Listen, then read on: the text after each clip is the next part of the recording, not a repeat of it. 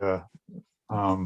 So with that, we'll welcome everybody to the Sandag Audit Committee, Friday, March 26, 2021 at 12:30 p.m. With that, could you just confirm once again, Francesca, that we have a quorum? Or maybe we should go through attendance here. Yes, we do have a quorum. We don't need to take roll call attendance. You don't want to take roll call? Okay. Okay, thanks. So with that, the first item on the agenda is the approval of the meeting minutes. Would I have a motion to approve? I'd make a motion to approve, but I just have one comment. Okay. Before we get to the comment, does anybody wish to second? I can second the approval of the minutes. This is Thank Mayor you. Vasquez. Motion by Halpern, second by Vasquez. What's your comment, Stephen or Stuart? Sorry. In the minutes in item 2, for sake of clarity, I recommend beginning the first sentence by adding the words, quote, public member in front of the name mentioned, so it's clear who that person is. Sounds good. I think we can have that added to your motion. Before we go to the vote, I will note that it is, even though I didn't attend the meeting, I will go ahead and be supporting the motion just so we can make sure we can get this item passed. With that, could we call for the vote? Thank you, Chair. And Stuart, I'd make a note of your request and I'll amend those minutes and do that going forward. For the City of Encinitas, Chair Zito? That would be Solana Beach. Oh, I'm sorry. It's okay. Catherine might be a little bit tweaked, but anyway, anyway yes, Zito votes yes. Thank you very much. And for the City of Lemon Grove, Mayor Vasquez? Mayor Vasquez, yes. Thank you very much. Paul Dostar? Dostart, yes. Oh, thank you for that correction. Stuart Halpern? Halpern, yes. Thank you. And Robert Monson? Monson, yes. Thank you very much. And that does pass unanimously. Thank you for that. With that, we move on to public comments. Do we have any public comments?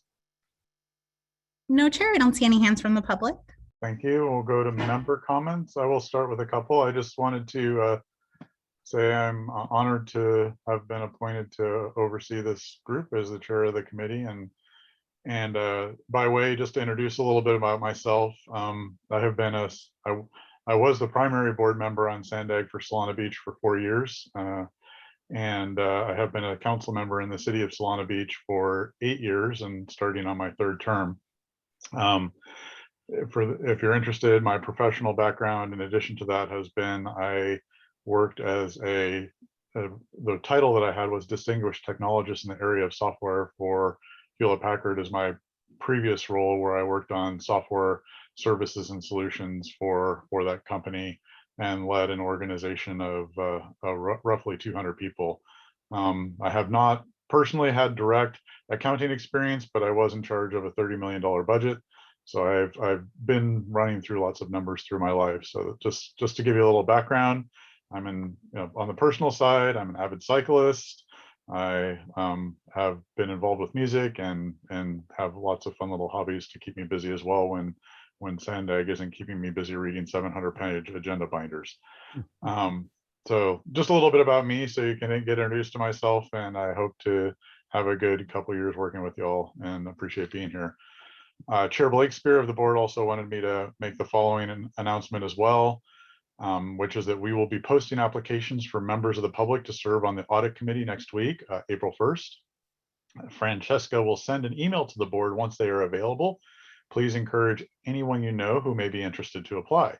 Applications will be up for 30 days. Chair Blakespear asked Council Member Shu and the Sandag CFO to serve on the screening committee for the application process. The board will be asked to approve a 3rd and final member of the screening committee at its next meeting on April 9th.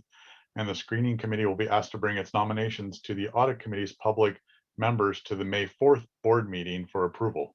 I'm sorry, May 14th board meeting for approval. Again, please help to spread the word. This is an important role to serve for the agency. With that, those are all my comments. Do we have any other member comments for today? I see no hands. So we will move on to the executive director's report. Take it away, Hassan. Chair, I apologize for Okay. interrupting, but I think we have like physical hands being raised. Oh, rather okay, than the sorry. Zoom I'm hands. used to seeing I'm used to seeing so- the virtual hand. So we will go back. Well, the first virtual hand that I see is Mayor Vasquez. So why don't you go first? And then I saw Stuart waving anxiously as well. So I'll go to him next. Thank you. Thank you so very much for allowing me to speak here briefly. I won't take up too much of your time, but just wanted to share with you that I'm happy to be part of the audit committee. And as Councilmember Zito shared a little bit about his background, I think it would be most appropriate to allow you to get to know me just a little bit. I am the mayor for the city of Lemon Grove and really honored to serve in this capacity, to be part of the process to set policy, but also, to manage budgets on behalf of my local city, but to serve on SANDAG as well. My background is in city government, surprisingly in public relations. And so full-time, I work for another city, and in public relations, I manage outreach for the financials of a city. That includes debt management, the Department of Finance, and the Office of the Treasurer. And so I bring over 21 years of experience to this discussion in financials for city government. And my focus here is to really keep at the top of my mind and our conversation, risk versus benefits. That's important in any government agency. So happy to join each and every one of you and to be part of the conversation. Thank you, Mayor Vasquez, and we are very happy to have you on board. So looking forward to the next year. Thank you. I believe I saw Board Member Halpern next. Thank you, Chair. First, I want to welcome the new committee members. Greatly look forward to working with you. I appreciate your personal comments, especially appreciate Mayor Vasquez, your comments relating to risk. That's a lot of what we're all here about. I was pleased to hear at this morning's board meeting, the board's going to launch the process for applications for public members for the committee. But I'm wondering if somebody could clarify something for me, which I think is important to clear up before the process gets started. Item 7 of the February 28th, 2020 meeting minutes, proposed revision to SANDAG Board Policy 39. I remember quite clearly that whether it was that time or subsequently with Mary Kay's endorsement, the committee unanimously agreed to recommend that the term be extended to 4 years for public members. But 4.2.8 still mentions a 2-year term. So did the board reject that explicitly? Did that just not ever get brought up? I'm just curious what happened there. Chair, this is Legal Counsel Amberlynn Deaton. I'm happy to answer that question at your pleasure. Thank you. Okay. Mr. Halpern, yes, we do have pending edits to Board Policy 39 that the Audit Committee recommended back in 2020, or early 2020, as you mentioned. And the Executive Committee is scheduled to consider those amendments at its April 9th meeting. And then thereafter, those will move forward to the board. So they are still pending. As it exists right now, Board Policy 39 does state that the public member terms are 2 years, but that the public members will remain in their positions until the new appointment process is completed. I'll defer to Mr. Dostart for follow-up there. Okay, thanks. Is that okay, Chair? Yeah, Mr. Dostart, did you have a follow-up then? I actually have 2. One to Amberlynn's excellent and Stuart's recollection, but it would be that, given that the statute calls for us to have 3 members, it might be that you end up just having 3-year terms such that one will always cycle up each year. And then the committee would have greater continuity, but with one person per year being replaced. It would seem to be a happy compromise. The other thing, if I might, Chair, I would grateful for Mayor Vasquez introducing herself, and I understand we have an alternative member now among the elected with Council Member Musgrove, and I thought those introductions of yourself and our Vice Chair Vasquez were very useful. Maybe it might be appropriate to get Council Member Musgrove to also introduce himself to the committee. Great idea. Thanks for that. I see at this point, Mary, it looks like you have your hand up. Yes, hi, good morning, or good afternoon, everybody. Just to clarify, and I think Amberlynn can jump in here, the revision, Stuart, that will be going, as Amberlynn said, in April, do extend and change the membership of the public members from 2 to 4 years. So if I could, then I'm curious, since the application period is going to start prior to the board's consideration of the term, what term are we going to advertise? And so then, would you be in a position where if you advertise 2 years, the board decides perhaps to change it to 4, then you're going to have people who signed up for 2 and now it's 4? I'm just a little bit confused as to how it's actually going to work. Certainly, I can provide some more clarification if you like. As it exists right now, the board policy does set forth a 2-year term, and that's what will be advertised to members of the public who may wish to apply, and for our existing members who may wish to reapply. We do acknowledge that the process to amend the board policies does take some time, and that there is a possibility that whatever the board decides to adopt may happen after the members are selected. So we will be I believe that the solicitation will mention that there is a possibility of an extended term, so that the any prospective members understand that that is a possibility as well. Thank you for that. Mr. Halpern, you're back up. No, that was it. Thank you very much. Okay, your hand's still up. Your virtual hand's still up, and just as a warning. Thank you. It just came down. Okay, I was curious, Councilmember Musgrove, if you would be interested in doing a brief introduction. Certainly. Thank you very much. And I do appreciate the opportunity to be on this audit committee. My background, I guess it's always been in public service from my time in the military. And then I spent nearly 26 years with a sheriff, and now as a city council member in San Marcos. And I'll reflect back just briefly on my time with the sheriff. As a lieutenant, I was the sheriff's emergency planning director. So I was responsible for multi-million-dollar Homeland Security grants. Those are really my first introductions to auditing, and having FEMA and having the state and the county coming in to ensure compliance, meeting all the conditions and requirements that come with grants, grant compliance, maintenance and sustainment. As I progressed up and I was a captain at the Santee Station, and I was again with multi-million-dollar budgets and compliance with certainly the guidelines that the county puts up for the correct expenditures of funds. When I retired, I spent 2.5 years at the Metropolitan Transit System. I'm sure the director knows that MTS is very, very good about internal audits. And my takeaway from all of these different experiences is that there's a perception that the auditors are there to find fault, when in fact, if you just open your eyes and open your ears, your auditors are going to be your best friends. They're going to show you areas for improvement. You ultimately make your own business decision, but you have to be able to support that. But a good fact finder is invaluable.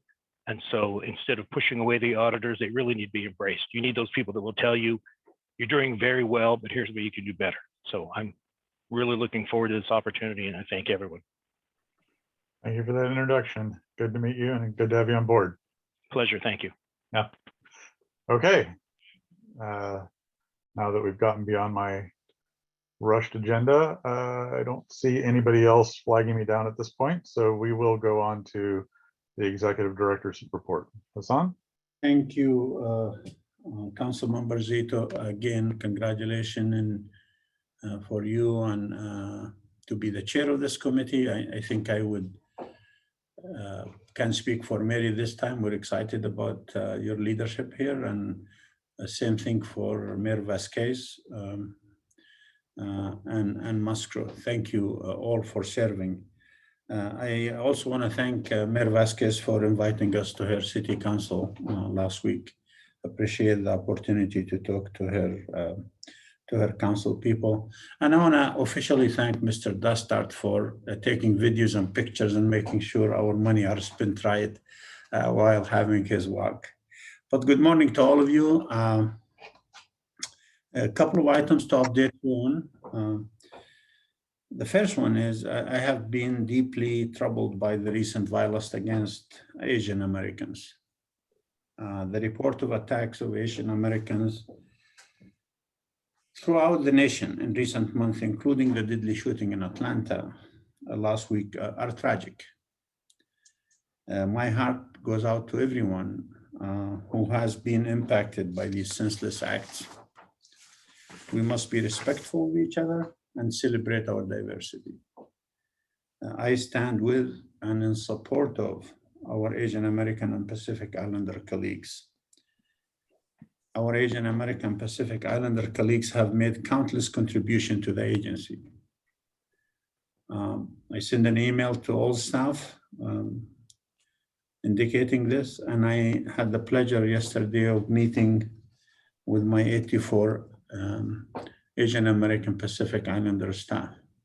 And I can tell you emotions were high, but difficult discussion, but we must have it. And I think you'll stand with me in absolutely rejecting any form of what's happening. As you know, we recently adopted an equity statement. The board unanimously adopted that statement. We need to be true to it. The statement needs to be followed by action, and action speaks louder than words. And so look forward to continuing discussion about diversity, equity, and inclusion. This nation is built on the premise that all Americans are Americans and contribute to this nation, and nobody deserves to be singled out or profiled based on the way they look. I have gained, it's a personal journey for me. I have gained so much from talking to our Black Americans over the last year, employees and our Asian Americans just recently. That personal journey is teaching me as a white person a lot of things that we must take seriously. A couple of updates on the projects. The Del Mar Bluff stabilization and weekend rail closures, and as Mr. Dustart indicated, the work has started. Following the serious collapse, we took some emergency action, and the speed of the railroads were reduced to 15 miles per hour for passenger and 10 miles per hour for freight. During the last 2 weekends, tracks were closed to stabilize this bluff and to work on the rail projects. This closure gave crews time to do extensive structural repair. Last time we met with the board, they ratified to support the emergency work. Additionally, I'm happy to share with you that during its meeting yesterday, the California Transportation Commission allocated $10.5 million for our repairs. So as Councilmember Zito and Mayor Vasquez and Mayor Musgrove know that one of the things that Sandag is good at is getting Sacramento and Washington to pay when they needed to. So I'm grateful for the commission, grateful for the executive director of the commission, and most importantly, grateful for my staff for doing the work. We continue to coordinate with NCTD, the City of Del Mar, California State Park, the Sheriff's Department to ensure beachgoers are aware of the danger this collapse poses. And again, the speeds will continue to be reduced as we stabilize. Our team is working really hard to stabilize the bluff to ensure that rail operation can continue. I can't say enough about how critical this corridor is for our economy, from people movement, goods movement.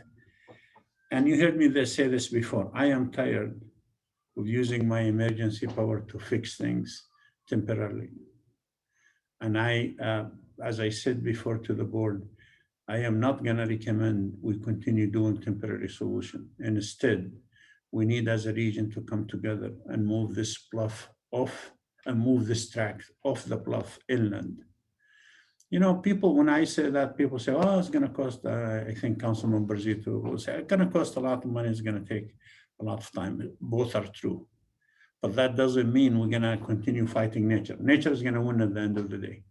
No question. In my short 10 years here, in the last 2.5 years, I used my emergency power 3 times for stabilization. 3 people lost their lives in Encinitas. It is enough. And so we have a study that's going to conclude in a few months. That's going to make recommendation in 2 parts of the corridor. One is the moving the 1-point-some mile inland and tunneling. And second is straightening the Miramar curve to add speed to the train operation. Once the study is recommended, any future SANDAG measures will have this project listed, but it's time for this region to stand behind a long-term fix for a vital corridor nationally, statewide, and regionally. I want to update you on something that you probably heard about, our bond program. We have an amazing finance team. I can tell you, Andre and his team, I tease my direct reports. I tell them I never give a perfect score to any staff when I evaluate them. But in this year, Andre will get a perfect score. And they say, why? I said, because he got us about $182 million of savings. That's a lot of money for a potential 2% raise that he's going to get. So yeah, I'll give him a perfect score any day. They just this week successfully refinanced 2014 Series A bond at lower interest rates, saving more than $22 million for the region's taxpayers.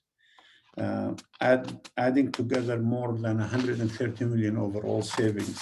So for Andre and his team, I'm really grateful for that. As we speak right now, there is a border committee is happening it's a joint border committee with SANDAG and the Binational Regional Opportunities. We're talking about the projects and the data. This is an important committee giving the border importance to SANDAG. The regional transportation plan, it's moving forward as planned. A lot of presentations taking place. Last week, thank you, Mayor Vasquez, we were invited to the city of Lemon Grove and we made our presentation. I want to offer you our services if you need us to speak to a group, a city. I know we went, Mayor Zito, to Solana Beach when you were the mayor, I think last year. Maybe it's time to come back. Councilmember Moscow, I think if it's valuable for people to know, we'll be happy to do it. Last week, we had world-renowned experts come talk to the board about financial funding. I thought it was a good discussion. I don't know whether any of you listened to it, but it was well taken by our board to hear from experts beside hearing from their staff. We'll continue to do the hard work over the next few months that leads to adoption of the plan in November. The Mid-Coast, the largest infrastructure project in San Diego, is 90% complete. Crews are putting the final touches on the 9 stations. I was lucky enough to visit one of them last week, Balboa Station. I can tell you that these stations right now might look like parking lots, but these stations are going to transform into a livable place, a mixed land use development and economic engine for the region. Once the Mid-Coast, you're going to see these beautiful red cars going on the tracks sometimes this summer for an opening for operation later this year. It is really, I've been in this business for 30 years, and I haven't been able to say for a major project like this, on time, on budget. But this one I can. It's on time, on budget to open later this year. We had a couple of important presentation of note for you. We were invited to speak to ULI, Urban Land Institute, on our airport project. And yesterday, Ryan Kehut of our staff and myself made a presentation that was well received. I think there's a lot of interest on that. And then the second presentation was USD putting a real estate conference with about 800 attendees that Mayor Gloria opened, and Victoria and myself. It's actually mainly Victoria made a presentation that people still emailing and asking questions about the central mobility hub we're talking about. Today was the last day for one key staff member of ours. That's Jose Nuno. 19 years of service to the region. An amazing service, an amazing professional. I can tell you my first day on the job is, I had, his office was next to mine, and I went and I said, well, tell me about Transnet, what's happening? And the next thing I know, there's a 4-page memo that says, here is the deal. An honest guy, he's gonna be missed greatly. But the good news about Jose is he built a team. He had a succession plan, and that team will take over. But no question, it is a lost. I'm glad, I'm happy for him. He's going to be traveling Latin America, Europe, and Asia, and he's a traveler. But we told him unless he changes his cell number, we know how to reach him. So I want to wish on behalf of the staff, Jose a great retirement, and thank him for 19 years of service. Mr. Chairman, that concludes my report. I'll be happy to take any questions. Thank you, Mr. Executive Director. Appreciate it. Great comments, great information. And I also want to thank you and staff for your willingness to come out to the cities and give those presentations. No doubt Solana Beach will look forward to a future presentation, but as you know, we have 3 members heavily engaged, 2 on the Transportation Committee and 1 on the board. So our council and our staff seems to be pretty up to speed with what's going on at this point, which is a good place to be. I see Mayor Vasquez. Would you have a question or a comment? Yes, I do have a comment here, and I just want to let everyone know that I missed the opportunity to thank our executive director for coming to my city council meeting to talk about transportation, just so that you can get an idea about the value, the added value that it brings when you have Sandak come out and talk about transportation.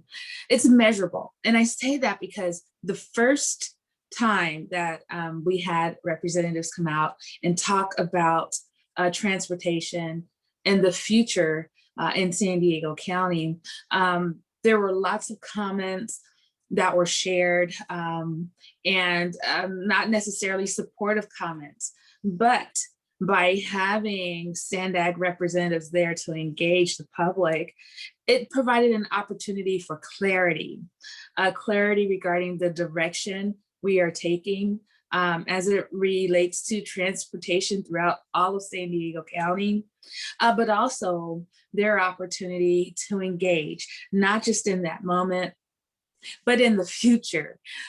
So I just wanted to bring that forward. It's so very important to bring in the fold of the community, because we are making decisions about their future, and to have their voice and their ideas be part of the process is invaluable. This time, when the Sandag members came to my city council meeting, the comments were quite positive and there wasn't much pushback. So my thought here moving forward, as I see an added benefit and a real value in that, is we remind the board members that, you know, Sandag is willing to come out to city council meetings and to talk and to present and to provide, you know, information to those who are interested in transportation. So I just wanted to share that with you. So thank you, Hassan. And I'd really appreciate your opportunity and staff's opportunity to engage my community. Thank you. Thanks, Mayor Vasquez. Any public comments? I don't see any other board members waving at me. So any public comments, Francisca? No, I don't see any hands up, Chair. Okay, thank you. So with that, we would move on to item number 4, update on the office of the IPA. I think Mary takes us. Yes, I do. Thank Thank you. So good afternoon, and I wanted to also welcome Chair, Vice Chair, and Councilmember Musgrove to the committee. I'm appreciative of your interest and being part of this committee. To me, it's one of the most important committees, of course, and it should be to everybody for that matter. But I'm really grateful that you are interested in and involved. And I had a briefing yesterday with Vice Chair, and she's heavily involved already, and I appreciate that effort, and it's obvious. And I've also had a discussion with Chair Zito as well, and even Musgrove, which I appreciate because he's an alternative, but he's very involved, and that means a lot. So it sounds like I'm going to have a great committee with not only very passionate and involved board members, but also public members, which they have been and continue to be, and I appreciate their support as well. As a providing an update for the independent performance auditor, I wanted to let you know that we're moving forward with the contracts audit. And in doing that, we've run into some snags, one being that we're losing 50% of our staff. We only have 2, and we're losing one of them. Her last day, Michelle will be leaving us. Her last day is today. So we're already advertising and seeking that fill-in, as well as getting our new position approved with the support of Hassan and the budget, and then seeking to fill our intern position. But with that, already having a very small office and limited resources, we really have to reevaluate how we use those resources and what's the best bang really for our buck. And how we look at that is through a couple of ways, which I've been performing, is the risk assessment that was done when I originally got here, is sort of the overarching risk of the organization as a whole. But also on an annual basis, I have risk discussions with board members, and I've had most of those discussions have already occurred with board members, and they've been very fruitful, very thoughtful. Board members are very passionate about SANDAG, which is nice to see. And so I take those considerations and discussions into consideration around risk, and also inherent risk, which is just naturally risky as an organization.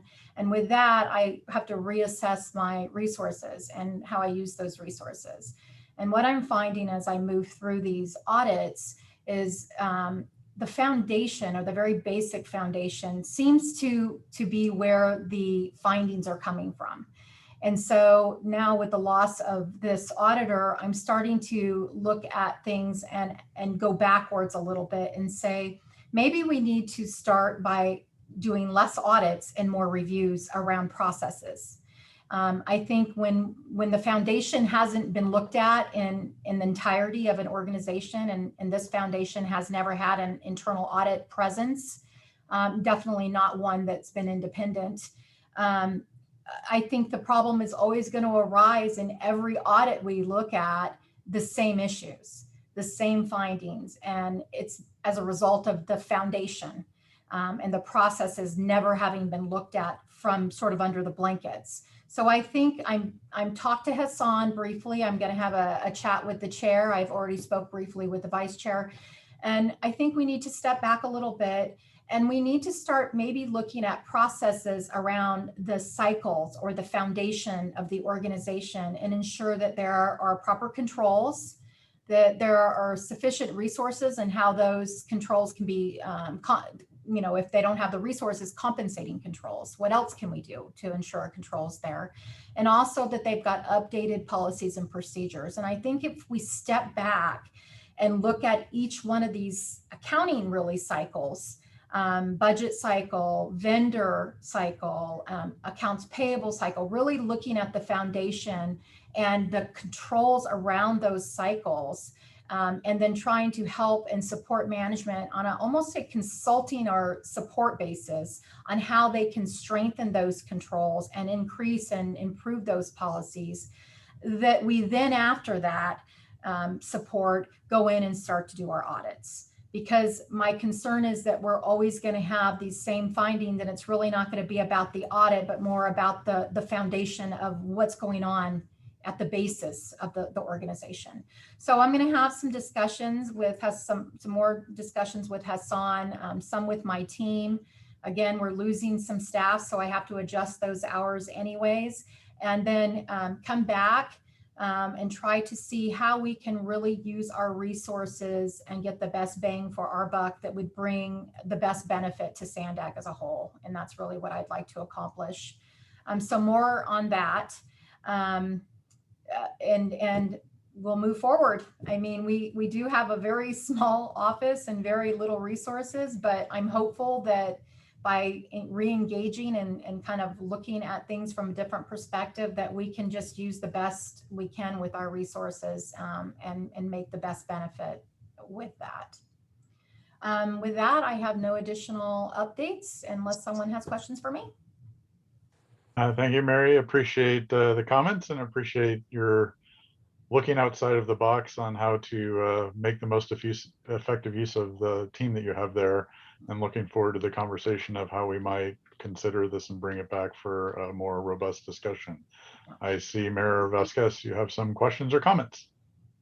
Yes, I'd like to take this opportunity to thank Mary for the briefing. Very valuable, and I look forward to future briefings. I don't know if this is the appropriate time to bring this up. However, I just wanted to inform everyone regarding the board meeting. There was a meeting, there was a discussion that took place regarding the South Bay Expressway, State Route 125. There was an overview, and as part of that overview, I provided a few comments about the audit committee that may impact your work. And that was an opportunity to explore strategies that are reasonable and achievable that can be incorporated into the audit plan. And there was a request on behalf of Mayor Salas that it was timely. And so I just kind of wanted to share that with you as you spoke about staffing and the impacts of the work and moving towards a model that will support building a proper foundation as we move forward as an agency. Thank you, Mayor Vasquez, and appreciate the comments. And I'm sure we're going to be getting lots of input on what we should be looking at. And so Mary can come back next year and ask for twice the staff that she has this year, and I'm sure Hassan will be supportive, right? Just kidding. Okay. Yeah. Can I have comments? I'm Sure. all supportive, Mary, Council Member Chair. First of all, I appreciate Mary and her attitude to be creative, given the staffing miss we have agency-wide, and definitely now with the departure of Michelle. But I think her approach, and her briefly we talked about, I respect her independence. I like the way she's approaching things, and I think this is going to lead to better for the agency. I believe that 100%. And I also want the committee to know that, yes, we gave Mary one additional position, but we're going to have more discussion moving forward about resources in general. But I do appreciate her attitude to be creative and not keep the agency waiting for a lot of recommendations that need to come to the board. And to Mayor Vasquez's point, we agreed to agendize the 125. It's an important discussion.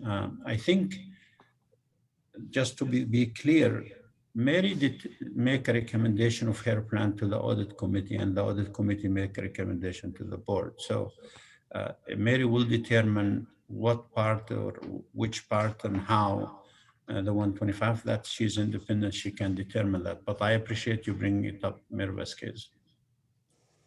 Thank you so very much. Thank you, Hassan. Appreciate Appreciate the comments. Yeah, and there have been other board member comments of things that they would like to see things looked into. So we'll see where all of this falls out as we update the plan. Great. Wait, oh, sorry. Were there any public comments? Oh, I see another hand up. Mr. Halpern. Thank you, Chair.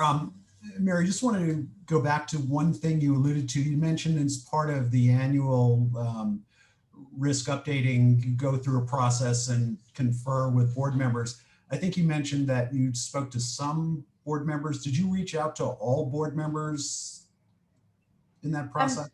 Yes, Stuart, thanks. Actually, I did. I reached out to all board members, and I would say there are probably 3 that we're still trying to arrange meetings with and have those discussions. But for the most part, I will say that they were all very reactive and reached back out. And I will say that all the new board members reached out pretty much immediately, which was nice to see in efforts to really understand the audit committee and my role there, and how, you know, the fact that some of them wasn't even aware that they could directly reach me and contact me directly. And many of them didn't understand that I report to the board and that I am their direct report. And so it was really cool to see the new board members take such an active role in that. And of course, in addition to the board members, we of course reach out to the public members, and as you know,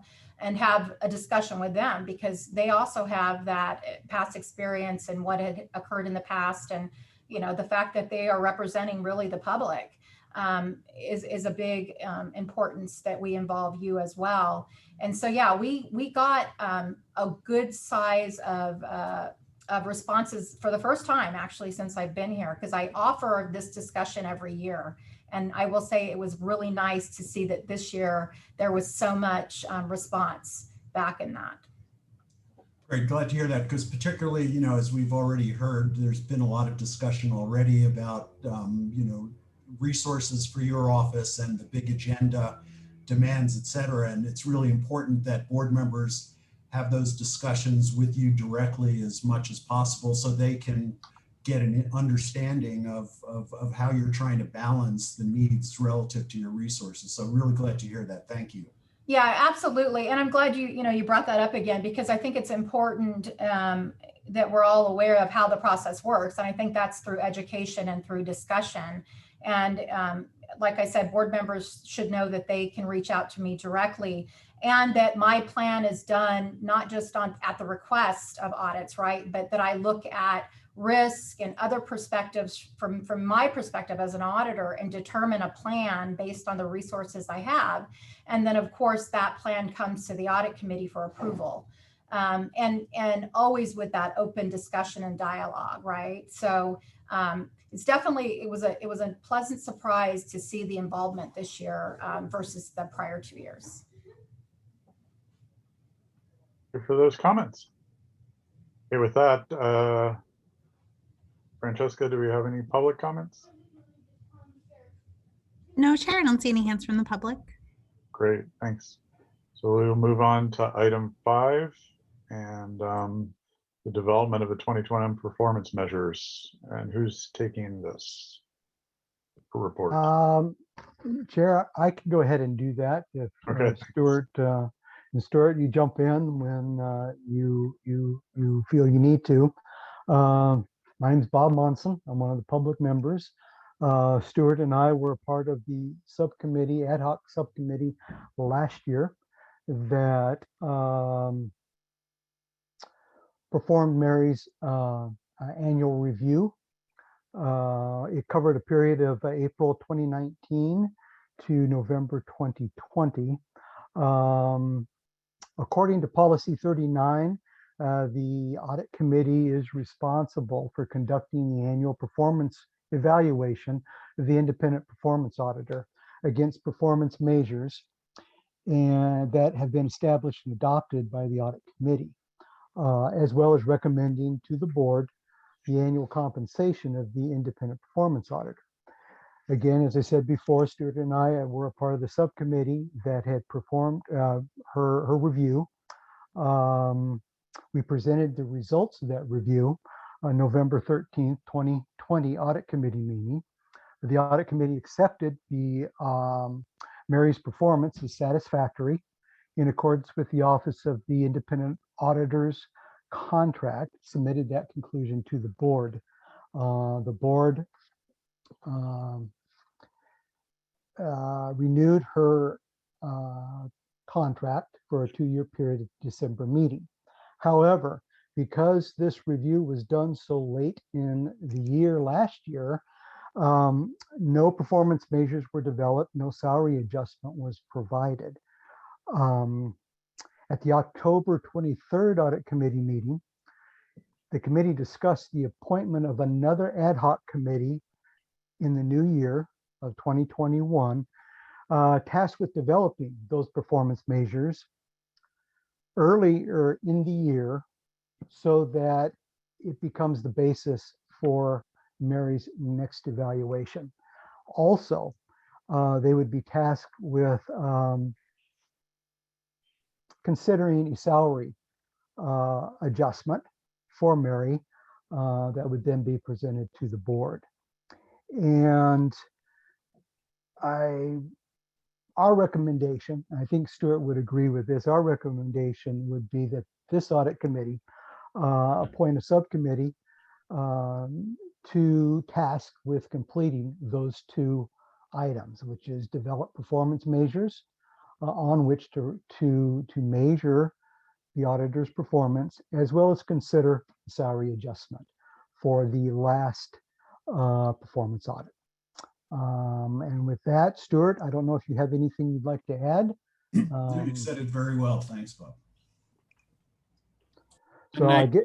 If I may, just to clarify that the board did approve a merit pool of 2% for that purpose. So the budget, the board has budgeted for raises for staff, which include the independent performance auditor, just for your information. Thanks for that addition, Hassan. So I said, thanks for that addition. Sorry, that was a bit quiet. Hassan, Mr. Monson, I'm not sure if you were wrapped up or if you wanted a few more.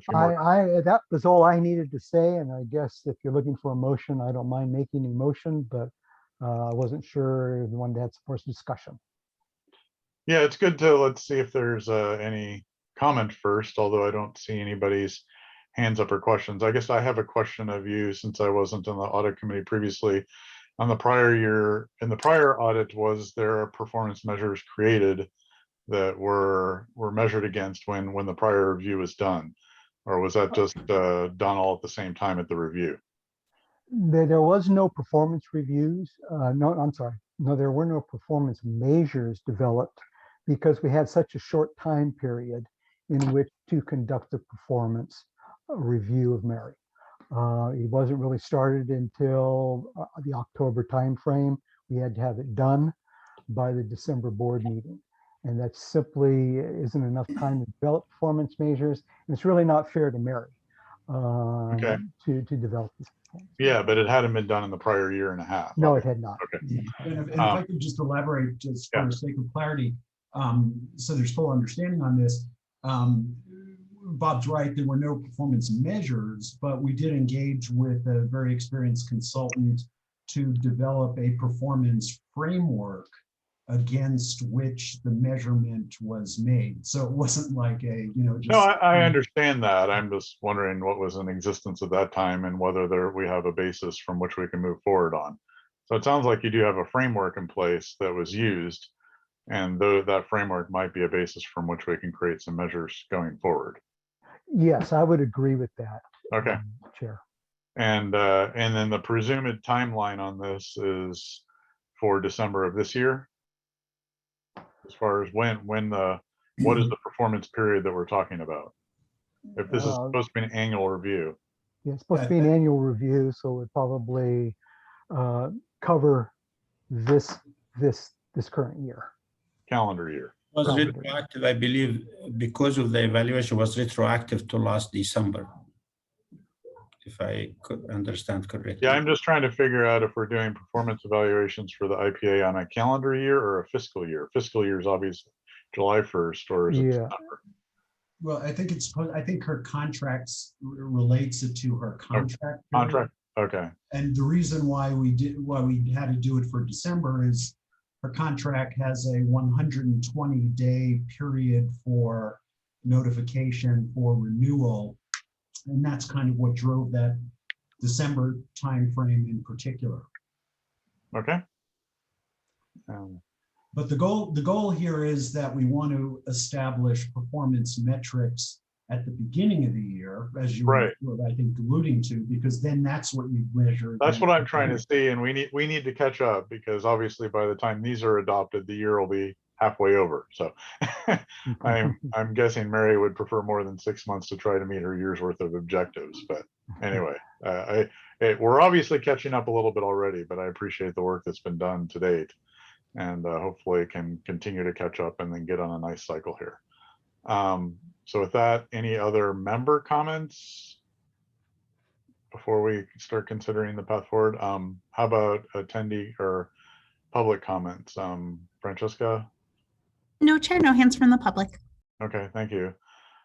So Mr. Monson, I believe you said you thought you might have a motion that you were interested in making? Well, I would motion that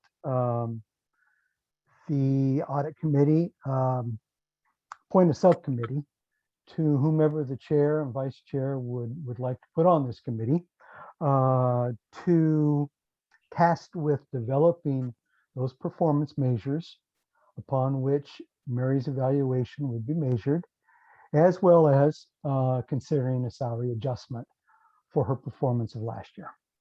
Okay, thank you. For discussion purposes, do we have a second on the motion? I second the motion, and at this time, I'd ask Amber Lynn if you could, we had some discussion about this the last time in the motions. Can you just clarify from a Brown Act perspective, the degree to which subcommittees, ad hoc committees, et cetera, just so there's absolute clarity that we're doing the right thing here? Absolutely. So a subcommittee would need to be composed of less than a quorum of the audit committee members, which in this case would be 2 members. The subcommittee would then report back its recommendations to the audit committee for the audit committee to formally adopt.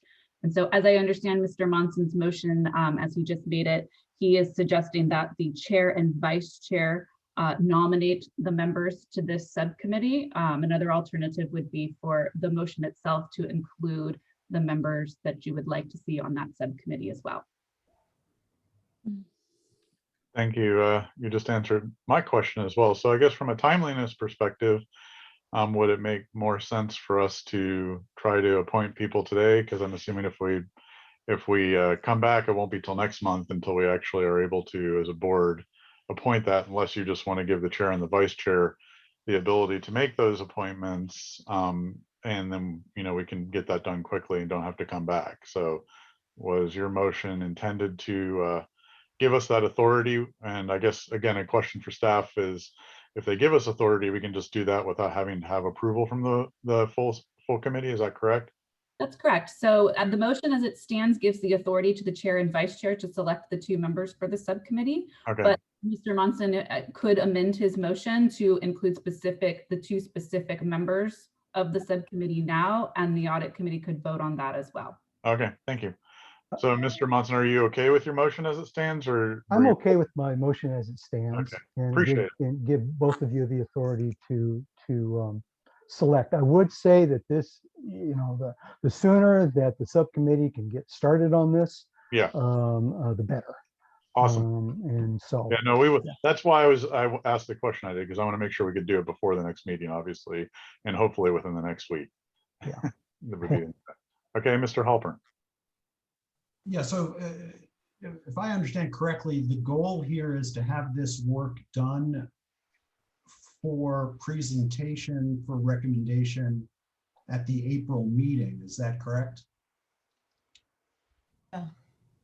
Yeah, because yeah, I guess the only thing I would just say, just for consideration, is that an awful lot of work and time was spent going into the effort with the consultant to get to the place where we are with regard to the performance metrics, considerations, et cetera.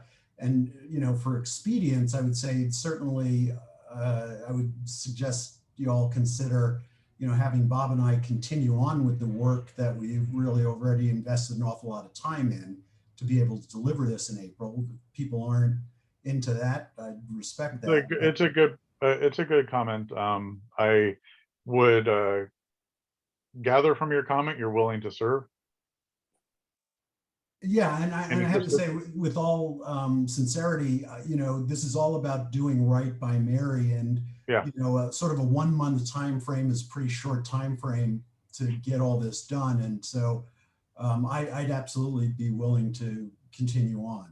And it's a valid point because it's less than a month, because I would appreciate seeing the results a week before the meeting as well. So it's it's actually 3 weeks. So once again, Mr. Monson, are you interested in serving again in that type of form? Yeah, I'm willing to serve again. Would you care to amend your motion to just have you and Mr. Halpern appointed to that then? Absolutely. Okay. So I would. As Mr. Halpern is the seconder of the motion, are you okay with that amendment? Yes. Okay, and Mayor Vasquez, do you have any comments before we move on? I do not have any comments at this time. Okay, great. With that, I think we're through the discussion portion. I see no other hands up. Francesca, can you call the vote? Thank you very much, Chair. For the City of Solana Beach, Chair Zito. Zito votes yes. Thank you. For the City of Lemon Grove, Vice Chair Vasquez. Vice Chair Vasquez, yes. Thank you. Public Member Paul Dostart. Dostart, yes. I'm so sorry. Thank you. That's fine. Fine. Public Member Stuart Halpern. Halpern, yes. Thank you. And Public Member Bob Monson. Yes. Thank you very much. And that does pass unanimously. Congratulations or condolences, members Halpern and Monson. Thank you for your willingness to serve. I appreciate it, and looking forward to seeing the outcome and commenting on it. With that, we will move on to item number 6, and I believe it looks like it's Catherine Lay. Hey there. Yes, it's Catherine Lai. Okay, sorry about that. No problem.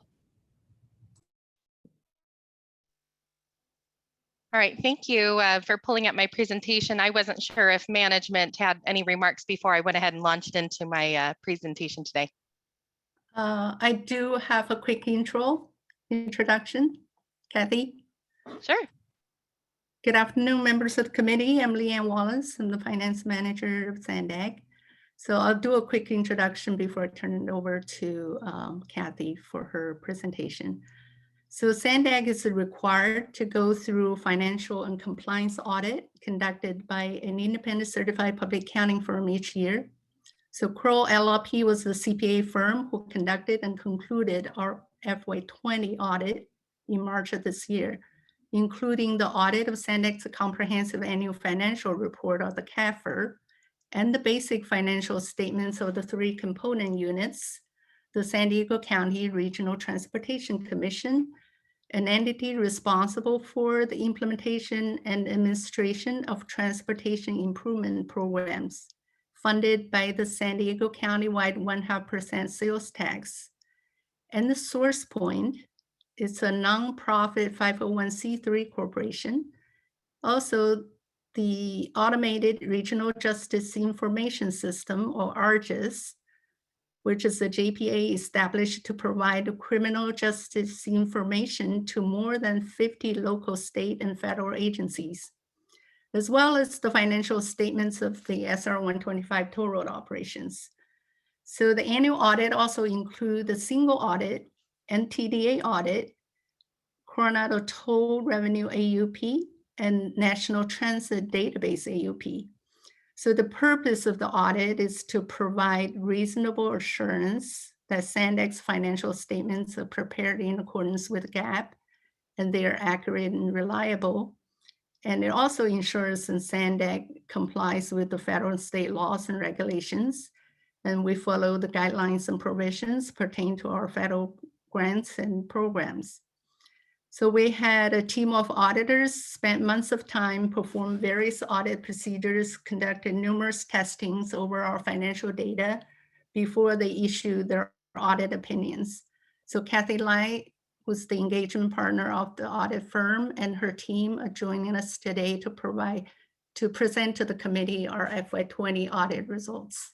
So with that, I'm going to turn it over to Kathy for her to introduce her team and present her reports. Thank you, Leanne. As Leanne mentioned, I'm Kathy Lai, I'm an audit partner with Crow, and with me today I have some key members of my audit management team. I've got Jennifer Richards, as well as Rachel Adobe. Before I begin, I just wanted to express my appreciation to them, as well as all of the numerous staff members from Crow, and as well as management for their cooperation throughout this engagement process. Before I begin, a warm welcome to the new audit committee members. I really enjoyed hearing about your individual backgrounds and experience with finance and audits and even federal grants. It was nice to hear that there's some experience relative to this, and we really look forward to working with each of you. I echo Mary's comments relative to forming a collaborative relationship throughout the audit process. And then if you could indulge me for just a second, thank you, Hassan, for your remarks about your support to the Asian American professionals at SANDAG. It's truly a trying time right now, and Crow really does shares in the same values as SANDAG about creating supportive forums for our people. And I personally and professionally am grateful for this type of support. So it's nice to see these happening at our clients, and it really does keep me hopeful for the future. So with that, let me turn to the agenda for today. If you could go ahead and advance to the next slide. Just 3 short items. I'll be going over the audit deliverables and all of the results or the results of our opinions. In addition, there was one recommendation that I wanted to highlight to the audit committee today relative to the preparation of the schedule of expenditures of federal awards related to the single audit. Third, we're going to cover required communications under the professional standards, and certainly either questions at the beginning or throughout or at the end. If you could go ahead and advance to the next slide. So I'm pleased to report, if you see on the chart here on the left-hand side, as Leanne had already articulated, there are a variety of different financial statement audits that are conducted. I'm pleased to report for all of those audits listed that we have issued unmodified opinions on the financial statements for SANDAG, as well as the Commission, and then South Bay Expressway, Argis, and SourcePoint. And then relative to the Commission, there's also a supplementary schedule that's issued related to the schedule of cash flows of the Commission that's fairly stated in relation to the Commission's financial statements. So sometimes that term unmodified is a little bit of a misnomer. It's hard to understand. Really what that means is our audit opinion will state that in our opinion, we believe the financial statements are fairly stated in accordance with generally accepted accounting principles. And so if that opinion is unmodified, that's actually a very good thing. That's the highest level of assurance that you can receive. As I mentioned before, relative to the audit of SANDAG's comprehensive annual financial report, we also issue a report on internal controls over financial reporting and on compliance with other matters in accordance with government auditing standards. I'm pleased to report we didn't have any compliance findings related to this. However, we did note a material weakness in internal controls relative to the preparation of the schedule of expenditures of federal awards, and I'll expound on that in just a little bit. If you move on to the next slide here, we also were engaged to perform a variety of different compliance reports or audits. The first of which is the SANDAG single audit report. As SANDAG expends roughly around 30 million plus in federal expenditures, you're required to have this audit every year. And as a result of our procedures, we did not notice any non-compliance relative to the individual major federal grants that we had tested in detail. So we've issued an unmodified opinion there. And likewise, from a federal awards perspective, no findings or question costs related to those federal grants. And then as Leanne had mentioned, we do perform other agreed upon procedures that are required, and there were no exceptions reported from those respective audits. So with that, I'll go ahead and turn the time over to my colleague, Jennifer Richards, to cover the audit deliverables and results or preliminary results related to the TDA audits. Jennifer? Sure, thanks, Kathy. So on the next slide here, we have a listing of the TDA audit deliverables. So the Transportation Development Act, or TDA, is what provides the funding for public transit operators and for non-motorized transportation projects. And as Leanne mentioned, this comes from 0.25% of the sales tax assessed in the region and has specific audit requirements. So SANDAG administers the TDA program using formulas specified by the state and through a grant program for non-motorized transportation projects. So for the fiscal year ended June 30, 2020, TDA recipients or claimants included 11 cities, which are in the list here, the County of San Diego, and the 2 transit operators. We have SANDAG, which we do an agreed upon procedure on, and then Full Access and Coordinated Transportation, or FACT. So we conducted our audits on those, and we've issued our opinions on all of these with the exception of City of Chula Vista, City of San Diego, and City of National City. Now we expect to issue our opinions on Chula Vista and City of San Diego early next week. City of National City, the city was quite late in providing us audit information, so we still need to finalize our audit procedures and provide you an update on that once we've had a chance to complete those procedures. But with the exception of that, we have issued unmodified opinions on all of these deliverables, and our opinions issued early next week on the other 2 cities I expect to be unmodified as well. So with that, I'll hand it back to you, Kathy. All right, thank you, Jennifer. As I mentioned before, we did have one recommendation in relation to internal controls. What we had observed is in our review over the schedule of expenditures of federal awards, we had noted a couple of errors relative to 2 grants. The first one was in relation to the Enhanced Mobility of Seniors and Individuals with Disabilities program. That federal grant was incorrectly included as part of the Federal Transit Cluster, which is a separate and distinct federal program. Rather, the program should have been included as a part of the Transit Services Program Cluster, which again was another federal program. And so as a result of that, the Transit Services Program Cluster, once the reclassification was corrected, it was originally understated by $164,000. Secondly, the expenditures passed through to subrecipients related to a grant. It's called the Metropolitan Transportation Planning and State and Non-Metropolitan Planning Program. That was understated by $219,000. So the effect of this, as a result of correcting the errors in the classification, for example, related to the Enhanced Mobility of Seniors and Individuals with Disabilities program, that Transit Services Programs Cluster exceeded what's called the Type A threshold. And under the uniform guidance, when a program has expenditures that exceeds a Type A threshold, it has to go through a required assessment for testing as a major program, or in other words, testing in detail under the single audit.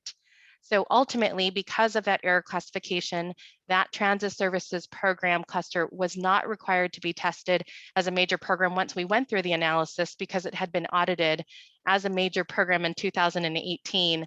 And the rules require that if you have a program that's considered a Type A program above that threshold, that it only needs to be audited once every 3 years.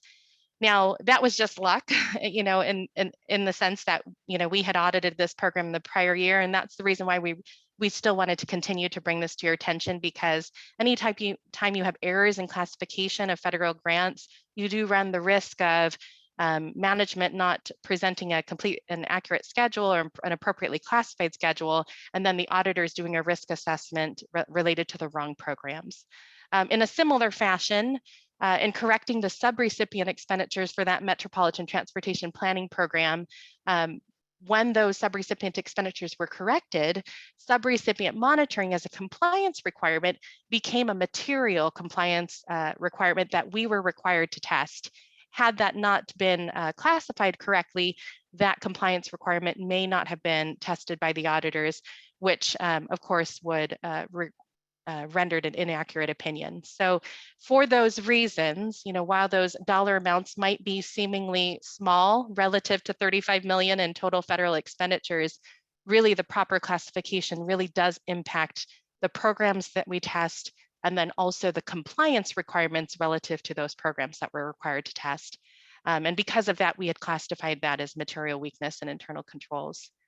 As you can see here listed on the slide, we had also provided a recommendation to management to just strengthen their time to review the accuracy of the different CFDA numbers or the catalog numbers associated with the grants for proper classification. And to in doing so, they really should be, obtaining all of the underlying documentation related to the grant award agreement to cross-reference that to the schedule to just help ensure the accuracy related to that. So that is the recommendation that we had relative to internal controls. If you want to go ahead and advance to the next slide. These are just examples of the required communications under our auditing standards. The first two, the auditor's responsibilities, and likewise the plan, scope, and timing of the audit, we covered during our planning communication. So I'll go ahead and move forward to the remainder. Relative to the significant or unusual transactions, we did not note any during the current year. With respect to significant accounting policies, you can see in typically footnote 1 of the notes to the basic financial statements in the comprehensive annual financial report, all of management's summary of significant accounting policies. We have reviewed those and we believe them to be neutral and clear and consistent relative to the financial statements. With respect to accounting estimates, in any audit or in any set of financial statements, certainly there are a need for estimates from time to time.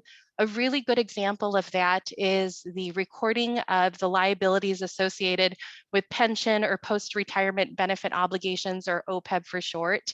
Those amounts are reported in the financial statement, and they require management to use estimates that could change from year to year. Typically, management obtains an actuarial valuation to assist with that. And Crow, as from an audit procedure perspective, reviews those estimates. They look at significant assumptions such as the discount rate, the rate of increase in future compensation levels, and the long-term rate of return, relative to pension assets, so on and so forth. And we believe that we have looked at those and we believe that those estimates are reasonable. Another good example of an accounting estimate that is included in the financial statements of Sandag's comprehensive annual financial report is also the recording of the derivatives and hedging. So Sandag uses these derivatives to hedge cash flows related to variable rate debt. They do engage a specialist to review the proper valuation related to those derivatives. And likewise, Crow has our own auditing specialist that looks at over 1,000 derivatives nationwide for our firm on a variety of different clients. And so likewise, our specialist does review them as well. And we believe in reviewing that those are appropriately stated. With respect to corrected and uncorrected misstatements, under our professional standards, we're required to disclose to you if there are any material corrected misstatements, and I'm pleased to report that there were none. With respect to uncorrected misstatements, we did have one uncorrected adjustment that wasn't material to the financial statements, but Sandag had waived an adjustment related to a fiscal year 2019 sales tax revenue accrual that was actually received in September of 2019 and then also in October of 2019 that was inadvertently recorded in fiscal year 20 as opposed to fiscal year 19. So the effect of that uncorrected misstatement was not material to the financial statements, and so management had elected to waive posting that. It's just in the incorrect period, and we had included that as part of the management representation letter and noted that on also our required communications letter. If you move to the next slide here, some other communications. You can read these bullet points. I won't go through every single one of them, but I'm pleased to report that we did not have any situations of significant difficulties with management or disagreements. We weren't aware of any other consultations with other CPA firms or accountants relative to an accounting position or an adjustment that we were proposing. And we are also not aware, relative to management, including our financial statements, into other documents they would be required to inform us related to that. And as I mentioned before, as part of our overall audit procedures, we are required to obtain a management representation letter that includes not only past audit adjustments, but also, more importantly, management's representation to the best of their knowledge and belief that they have provided, and all of the relative records and documents to us throughout the audit, as well as representations regarding the financial statements. And then last but not least, just a confirmation that Crow is in fact independent of SANDAG, which is obviously important relative to being able to perform the audit. So with that, I'm happy to address any questions that you might have. Thank you for that. Let's see. Do we have any? I think I just saw a hand popped up from Mr. Monson. Did you have a question? Yeah, just one question. Yeah. Thank you, Catherine, for the great presentation. And going back to the GAGAS finding that you had on internal controls, and making that statement, and if I understood you correctly, and please correct me if I didn't, that you went into this, number one, because you guys had selected the contract, and because it hit a certain risk threshold for you, where you had to look at it and you had to audit it. My question to you, when you find things like this, where there's some risk that may not hit your threshold, but is still there, what's your communication process? Do you have communication with Mary, our independent auditor, so that she kind of can put that in her wheelhouse, if you will, to pay attention to? So that's kind of my question. It's kind of, what's your communication process? Yeah, sure. No, I think that's an excellent question. Relative, I just want to make sure that I understood your question relative to the particular finding that I noted. These numbers, I guess, if you look at just from a quantitative perspective, they're not material to the financial statements. However, we did feel very strongly that we still needed to note a material weakness in internal controls because of the impact. And the impact related to these misclassification errors, while again, not quantitatively significant, from a qualitative perspective, if they're not classified appropriately, then if you have a program that's sitting right below what's called that type A threshold that I mentioned, which is a pure mathematical calculation based on the total federal expenditures, and is really a threshold that is acknowledged, and the guidance related to it is embedded in the uniform guidance or the Code of Federal Regulations. So that threshold is very important. And so as auditors, we always know every year, we watch all the programs that are just below, or just walking that line, because we know that there's risk with any errors related to those. And so it's very important that management ensures that that schedule is complete and accurate and appropriately classified, and likewise that auditors right behind them do some testing related to that. And that's where our finding was derived from, is that there wasn't appropriate classification,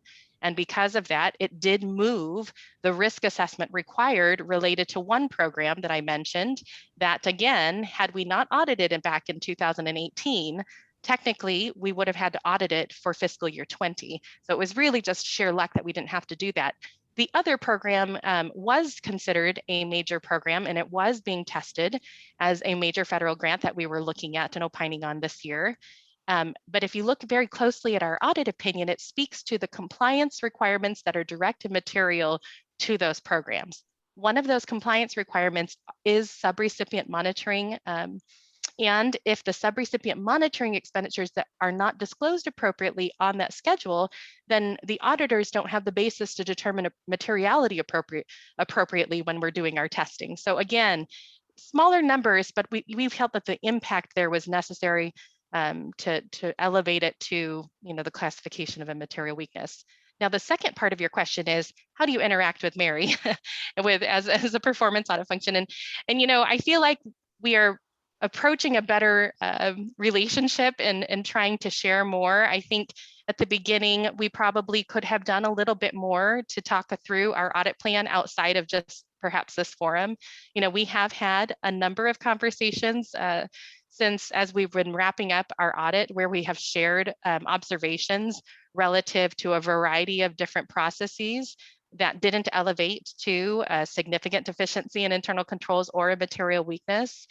Similarly, we have also discussed that with members of management.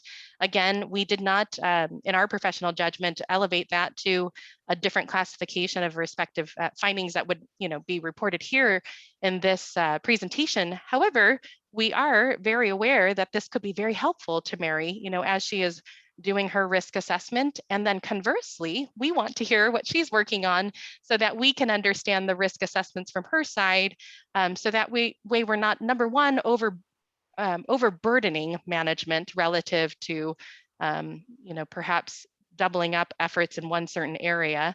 Although I still have my objective to meet and I will need to look at things regardless. But then also number two, I just, risk assessments is not a one and done thing. We are constantly looking at certain areas depending on what we find out as a result of our substantive audit procedures or even our walkthroughs of certain processes. So hopefully that addresses your question. Yeah, it does, Catherine. And I thank you for explaining all that to me. I know that when I was an executive auditor, the relationship that I had with my external audit was extremely important. And it was two-way. It was a communication from them to me to let me know that if they've found some things out that may not necessarily be at such a high threshold that it gets into the report, but may impact what I'm doing. And the same is true the opposite way. So thank you for sharing that. That's all I had, Chair. Thank you. It was a really good question. And Kathy, thank you for the answer. I think digging in a little bit deeper, I guess the question, following in on that very good question was, and I see Mary had her hand up, but it went back down. So maybe you addressed the point that she wanted to cover, but I'll get back to her in a second, is what is the mechanism by which that happens? I mean, do you have regular meetings with the independent office auditor, or when you're done and wrapped up, do you have a package of stuff that said, okay, here's the area that we covered and went in deep, and here are the areas that didn't quite meet the threshold that you were talking about, and maybe we consider riskier that you might want to put on your plan and have a meeting at the end of your process? Or what is the mechanism by which this happens? Yeah, to be frank, it can improve. Okay. we have had meetings where we have covered all of those items, but I think we could be a bit more intentional relative to that from a frequency perspective and understanding an alignment of calendars, relative to when we're going to be out there for interim and, when her audit plans will be prepped and ready to go. I think this past year, to be frank, there's just a lot of change that I think everybody was managing, relative to remote work and a variety of other different audits that were going on that I think garnered the attention of the audit committee and Mary as well. And so certainly on a go forward basis, we could be a little bit better about that in the future, but we did in fact cover all of those items. I just would have preferred it to be a little bit on a more regular basis. Okay. Mary, I don't know if you wanted to add anything, or if maybe you could also take an action just with respect to when we kick it off for next year, at least help remind us that this is something that we would like to see addressed as part of the next independent audit as well. Oops. Absolutely, Chair. So thank you. Yes, we did do that. Kathy actually did reach out to me, and I've reached out to her at different times. When I initially started this contracts and procurement audit, I reached out to both the ITOC auditors and the financial auditors to discuss risk, what I had found, what they had found, areas that they may be covering. So we were not duplicating efforts because, again, we're talking about limited resources. So that did happen. That basis did happen. We did reach out to them, and Kathy reached back out to me when they wrapped up their audit around areas that I might want to pay attention to or kind of surface over a little bit more detail. So that relationship, like Kathy said, is growing. I do want to take advantage of it as much as possible. We're both auditors, we're both qualified auditors, and so we can rely on each other's work. So I think that's important as well.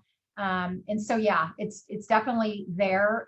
Like Kathy said, it needs to get better just because, the situation, I'm new I think them and my presence again is how do they work with me, and how am I in relation to them and management. So I think that's all still trying to be worked out, but it has definitely gotten better this last year and will continue as well. Good, that's good to hear. And for my own notification, when would the audit process for the current fiscal year normally kick off from a preparation standpoint? Well, we from the OPA, I had done a revision last probably 6 months ago, but that now has changed again because of the resources and also the refocusing. So that's going to happen right around April and May-ish. And so June, I'll probably be bringing an updated revised audit plan. And so that discussion. That's good. That's yours. I was specifically referring to like the CAFR and the other audits that are in here that have to be done annually. When do those typically kick off? I'll let Kathy address that, but it's Right. actually about the same time. Yeah. Right.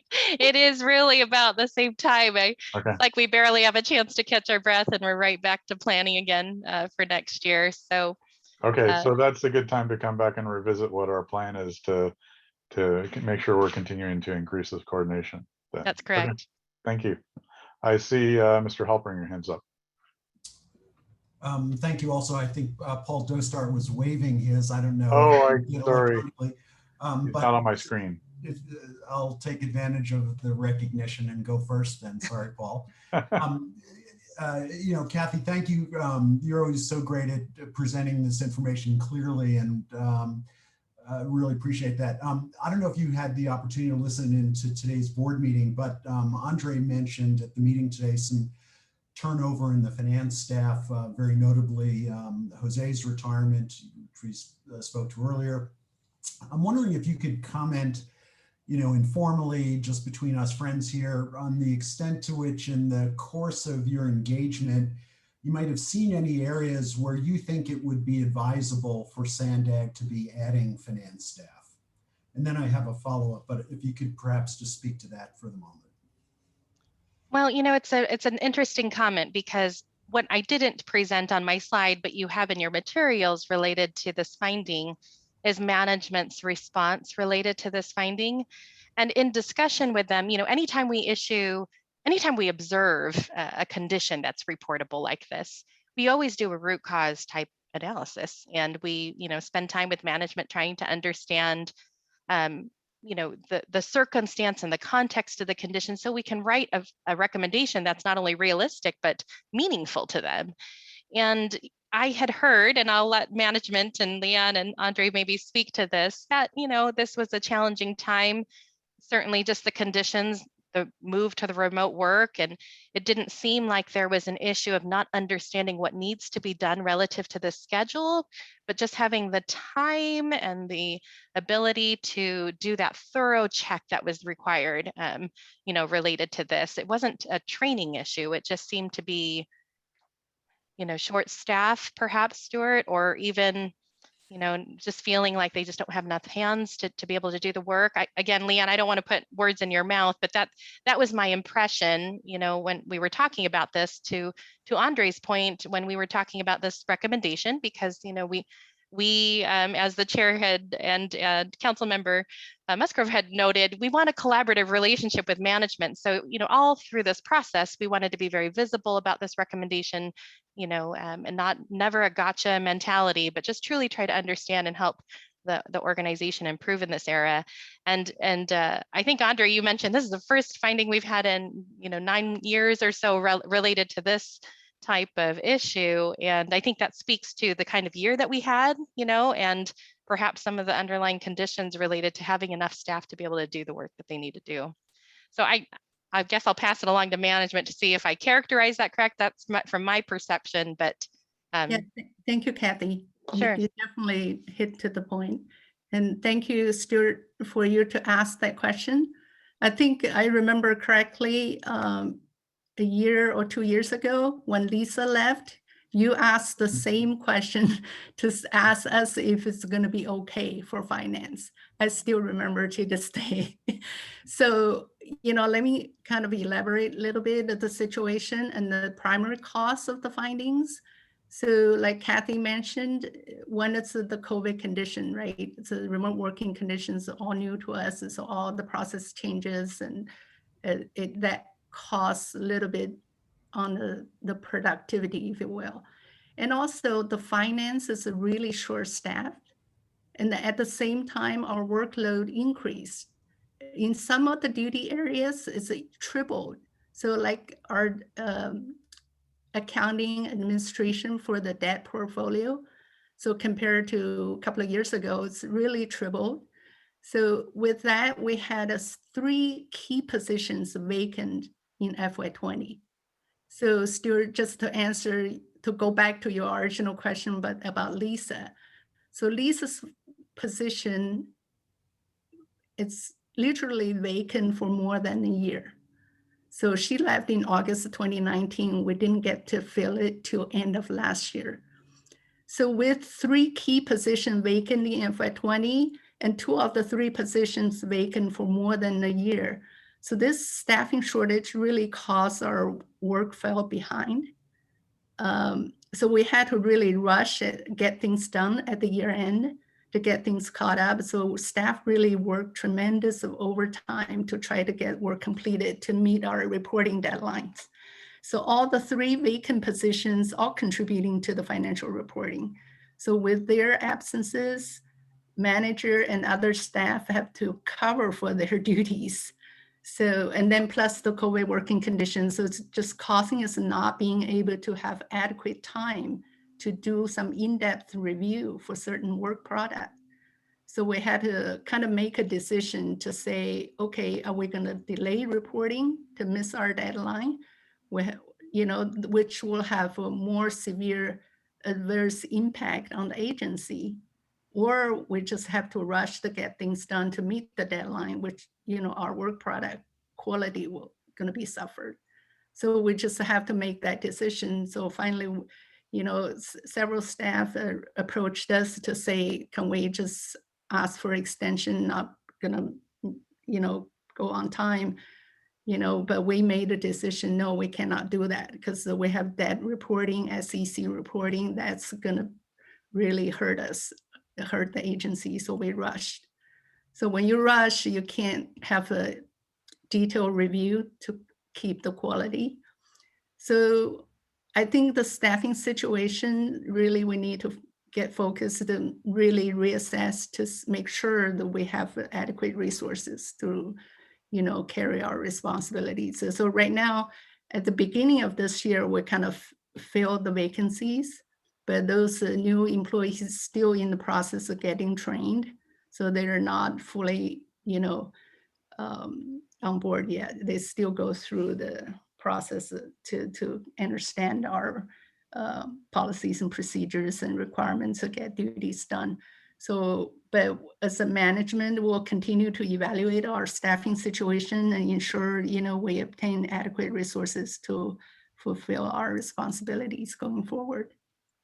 Thank you. I appreciate the elaboration. And this is not in any way about finger pointing. This is very much, as Mayor Vasquez, I think, appropriately pointed out, this is all about us together working for risk management. And, I would just throw it out there, and Andre, certainly defer to you, because we're not in the business of micromanaging, but, from a budget perspective and all that, if it would be helpful in making your case to the board to, have a review with the audit committee of the current finance staff and your finance staff needs, so you can take to the board that the audit committee has gone into this in depth and we're endorsing, and fighting for your ability to get the staff that you need.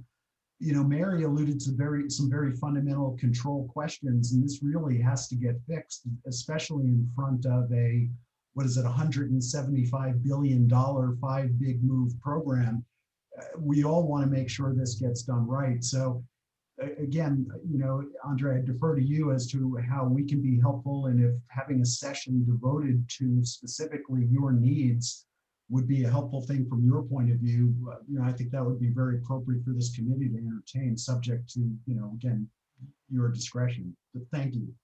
Yeah, thanks for your comments. Yeah, just jumping in a little bit there. I do know that, at least my recollection is the last board meeting, they did approve some additional budgeting for staffing increases. So in the organization. So maybe hopefully that'll alleviate some of the challenges over the upcoming year. Although as per the comments that were just made by staff, it takes a while to train staff too. So yeah, and with respect, I would just say, I think it's incumbent on all of us, as the board looks to us from a risk management standpoint, to provide some perspective as to whether is that really sufficient.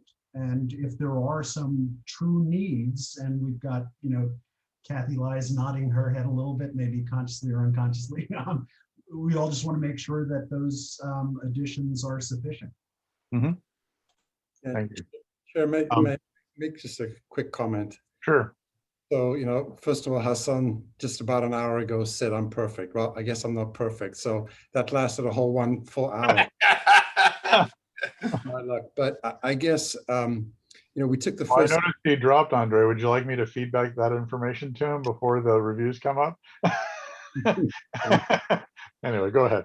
But just, a point that, Leanne and I have been together in our positions for almost 10 years. And this is the first time that we've had a significant finding. So we're obviously not happy about it, but hopefully Leanne explained to you, the situations that we went through this year, especially with COVID and the lack of staff. So, obviously we've taken into account and we've hopefully rectified the situation, won't happen again. But I appreciate what you said, Mr. Halpern, as far as, the first steps were actually taken at the ITALK a couple of weeks ago when you recommended to the board to, take the admin from 1% to 2%. The board actually approved that budget today. So we have a couple positions that we do have. I'm not saying that's perfect, but, we've taken the first few steps. We've had those positions filled. So I think we're in a much better position than we were a year ago. So again, I appreciate the comments, and I think we are kind of, appreciate the auditors finding that, bringing it to our attention, but hopefully it won't happen again. Thank you, Andre, for that perspective. Amiros, I see you up, but I know that Mr. Dostart has been waving his hand previously, so I'll go to him first if you have something to add still. I'm happy to say that one of my 2 questions was answered. It had to do with management response. That was to Kathy. The second one is just kind of a nit, and I didn't understand it, and like to ask it be either to you or Andre to explain a sentence on page 33 of today's handout. This is attachment 5. It's the 4th page from the end of the section, and there's a chart at the top of the page, and for those who can see it online, it's this chart at the top of page 33. In the 3rd column, Kathy, when you're with me, let me know, and there's some language I didn't understand what you were saying, and Andre may have the answer, or you might have the answer. Just to clarify, because I have several documents open, maybe not in order, is it related to the derivatives? Yes. That's okay. It said we tested the reasonableness of management's assumptions in determining the overall effectiveness of the hedge. This has to do with, for those who are listening but not seeing, this has to do with interest rate swaps and the like. And then the sentence continues, comma, the amount of ineffectiveness included in earnings and the method used to determine the fair value of the interest rate swaps, comma. Can you explain that clause? What did that mean? We've lost a lot of money or a little money, or what does that phrase mean? The amount of ineffectiveness included in earnings on these derivative rate swap contracts. Yeah, and I'll ask maybe Rachel to assist if I misspeak here, but my understanding that is everything is effective. So technically, the testing for ineffectiveness would be the procedure that we would need to perform. But in this case, we didn't have any issues related to that. Andre, is that your understanding as well? Yeah, so the issue is when you have a derivative, if it's operating as it's intended to, then it's considered effective. If it isn't, then there's a lot of different disclosures, and it impacts the related accounting and financial reporting related to that. And so the only ineffectiveness you would find would be like counterparty risk or something. Correct. Yeah, correct. Okay. And based on what we've examined from management specialist, and then likewise ours, we did not note any. So All we're right, that's responsive. Thank you very much. Yeah. The language, the wording was a head scratcher for me. well. Most people head for the hills when they hear the word derivatives, right? So I can appreciate and understand it's not a term that we use commonly. Good, thank you. Sure. Thank you for those questions. Mayor Vasquez. Yes, I just want to take this opportunity to echo the sentiment of committee member Stewart. Thank you so very much for sharing your thoughts and ideas. One thing that I'd like to add to that is I believe this whole process of auditing is in place to build public trust. And if we can build public trust by demonstrating the true needs through data and facts, knowing that there are checks and balances that are in place to support the data and facts, that can move us towards the opportunity to really support financially the 5 big moves. And so what we're doing right here is key, it's essential, it's building the foundation of what we want to see, visually see in terms of change with transportation in the future. And I just kind of wanted to share that with you. Thank you, Mayor Vasquez. Good feedback. Mr. Halpern, I see your hand is still up. I don't know if that's just left over. Okay, thank you, just checking.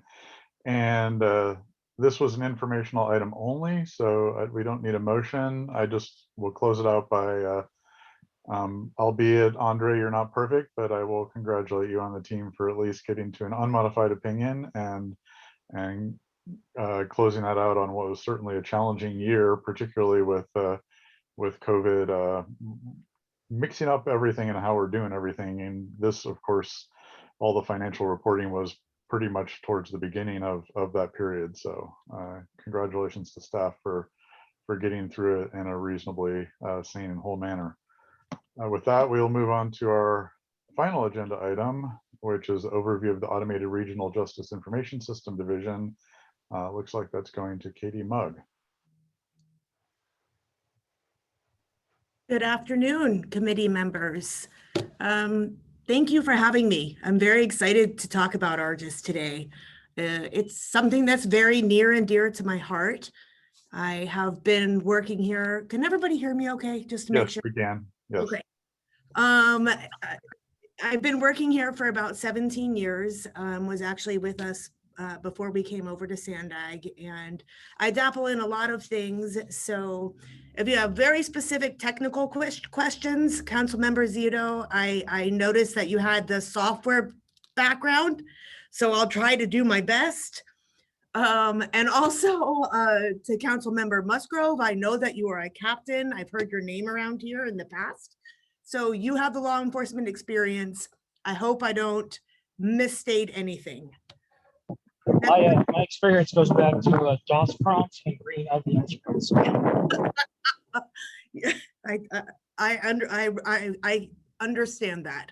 Next slide, please. So I get asked all of the time, what is ARGIS? Are we a software? Are we a vendor? We're actually a joint powers agency. We were established in 1980. And essentially our role in the region is we're considered a hub for law enforcement information sharing. So in that capacity, and I'll explain this further, I don't know if I'm on a time limit. I'll try to go as quick as I can. But we receive data from the contributing member agencies, and we share that data with other law enforcement, public safety agencies in the region. So the type of records that I'm talking about are crime cases, arrests, traffic accidents, etc. And we are able to do that through a secure private network.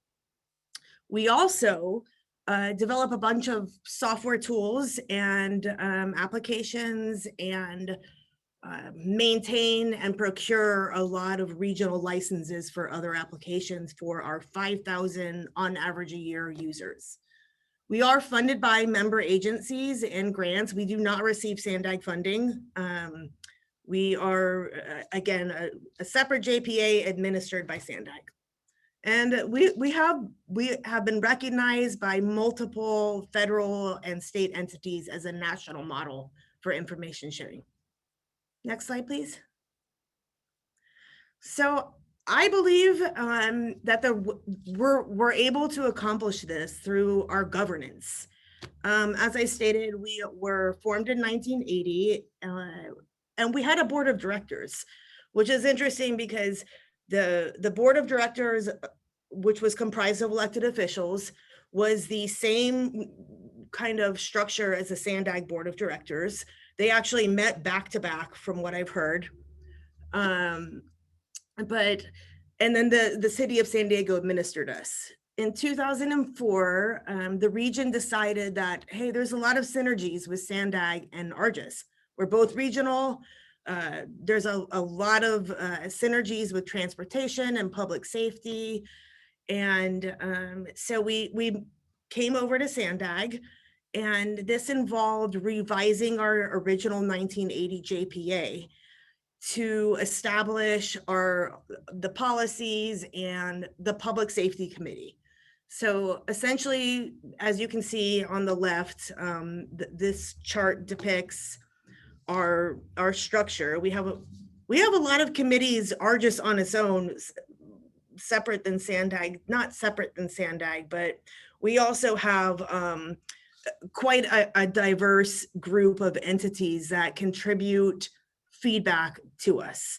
So this starts with focus groups, and then we have our business working group, which is comprised of representative. It's typically a captain, a crime analyst, or a records manager from each agency, and they really guide our use of data, and they help us develop our work plan, which the Chiefs and Sheriffs Management Committee, which is comprised of each chief and sheriff and the sheriff from the region, they approve the work plan, they guide our operations, and they're subject matter experts. They really help us to determine our priorities. Then we have the Sandag Public Safety Committee, who also weighs in and approves our budget and significant policy changes. And then, of course, the Sandag Board of Directors. So the bottom bullet, we have a data sharing MOU that we signed. I might mess up on this date, so forgive me. I believe it was signed in 2017 by all parties. So this MOU, it outlines the roles and responsibilities of the agencies when it comes to data sharing and access to the data, and penalties if there is a misuse. And that can be found on www.argus.org, and I'm happy to send it out to this committee afterwards. Next slide, please. So let's discuss a little bit about our members and users. Who are these folks? Next, please. So these are the data contributing member agencies. We had 10 for the original Argus back in 1980. That has since grown to 14, with the latest addition being San Diego State University.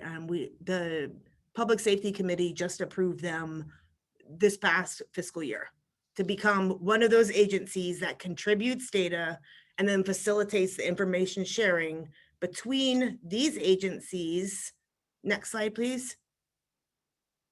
And all of these agencies. So these are the agencies that don't contribute crime cases, arrests, etc. But they are made of that, the data is made available to all of these agencies. And as you can see, it's very diverse.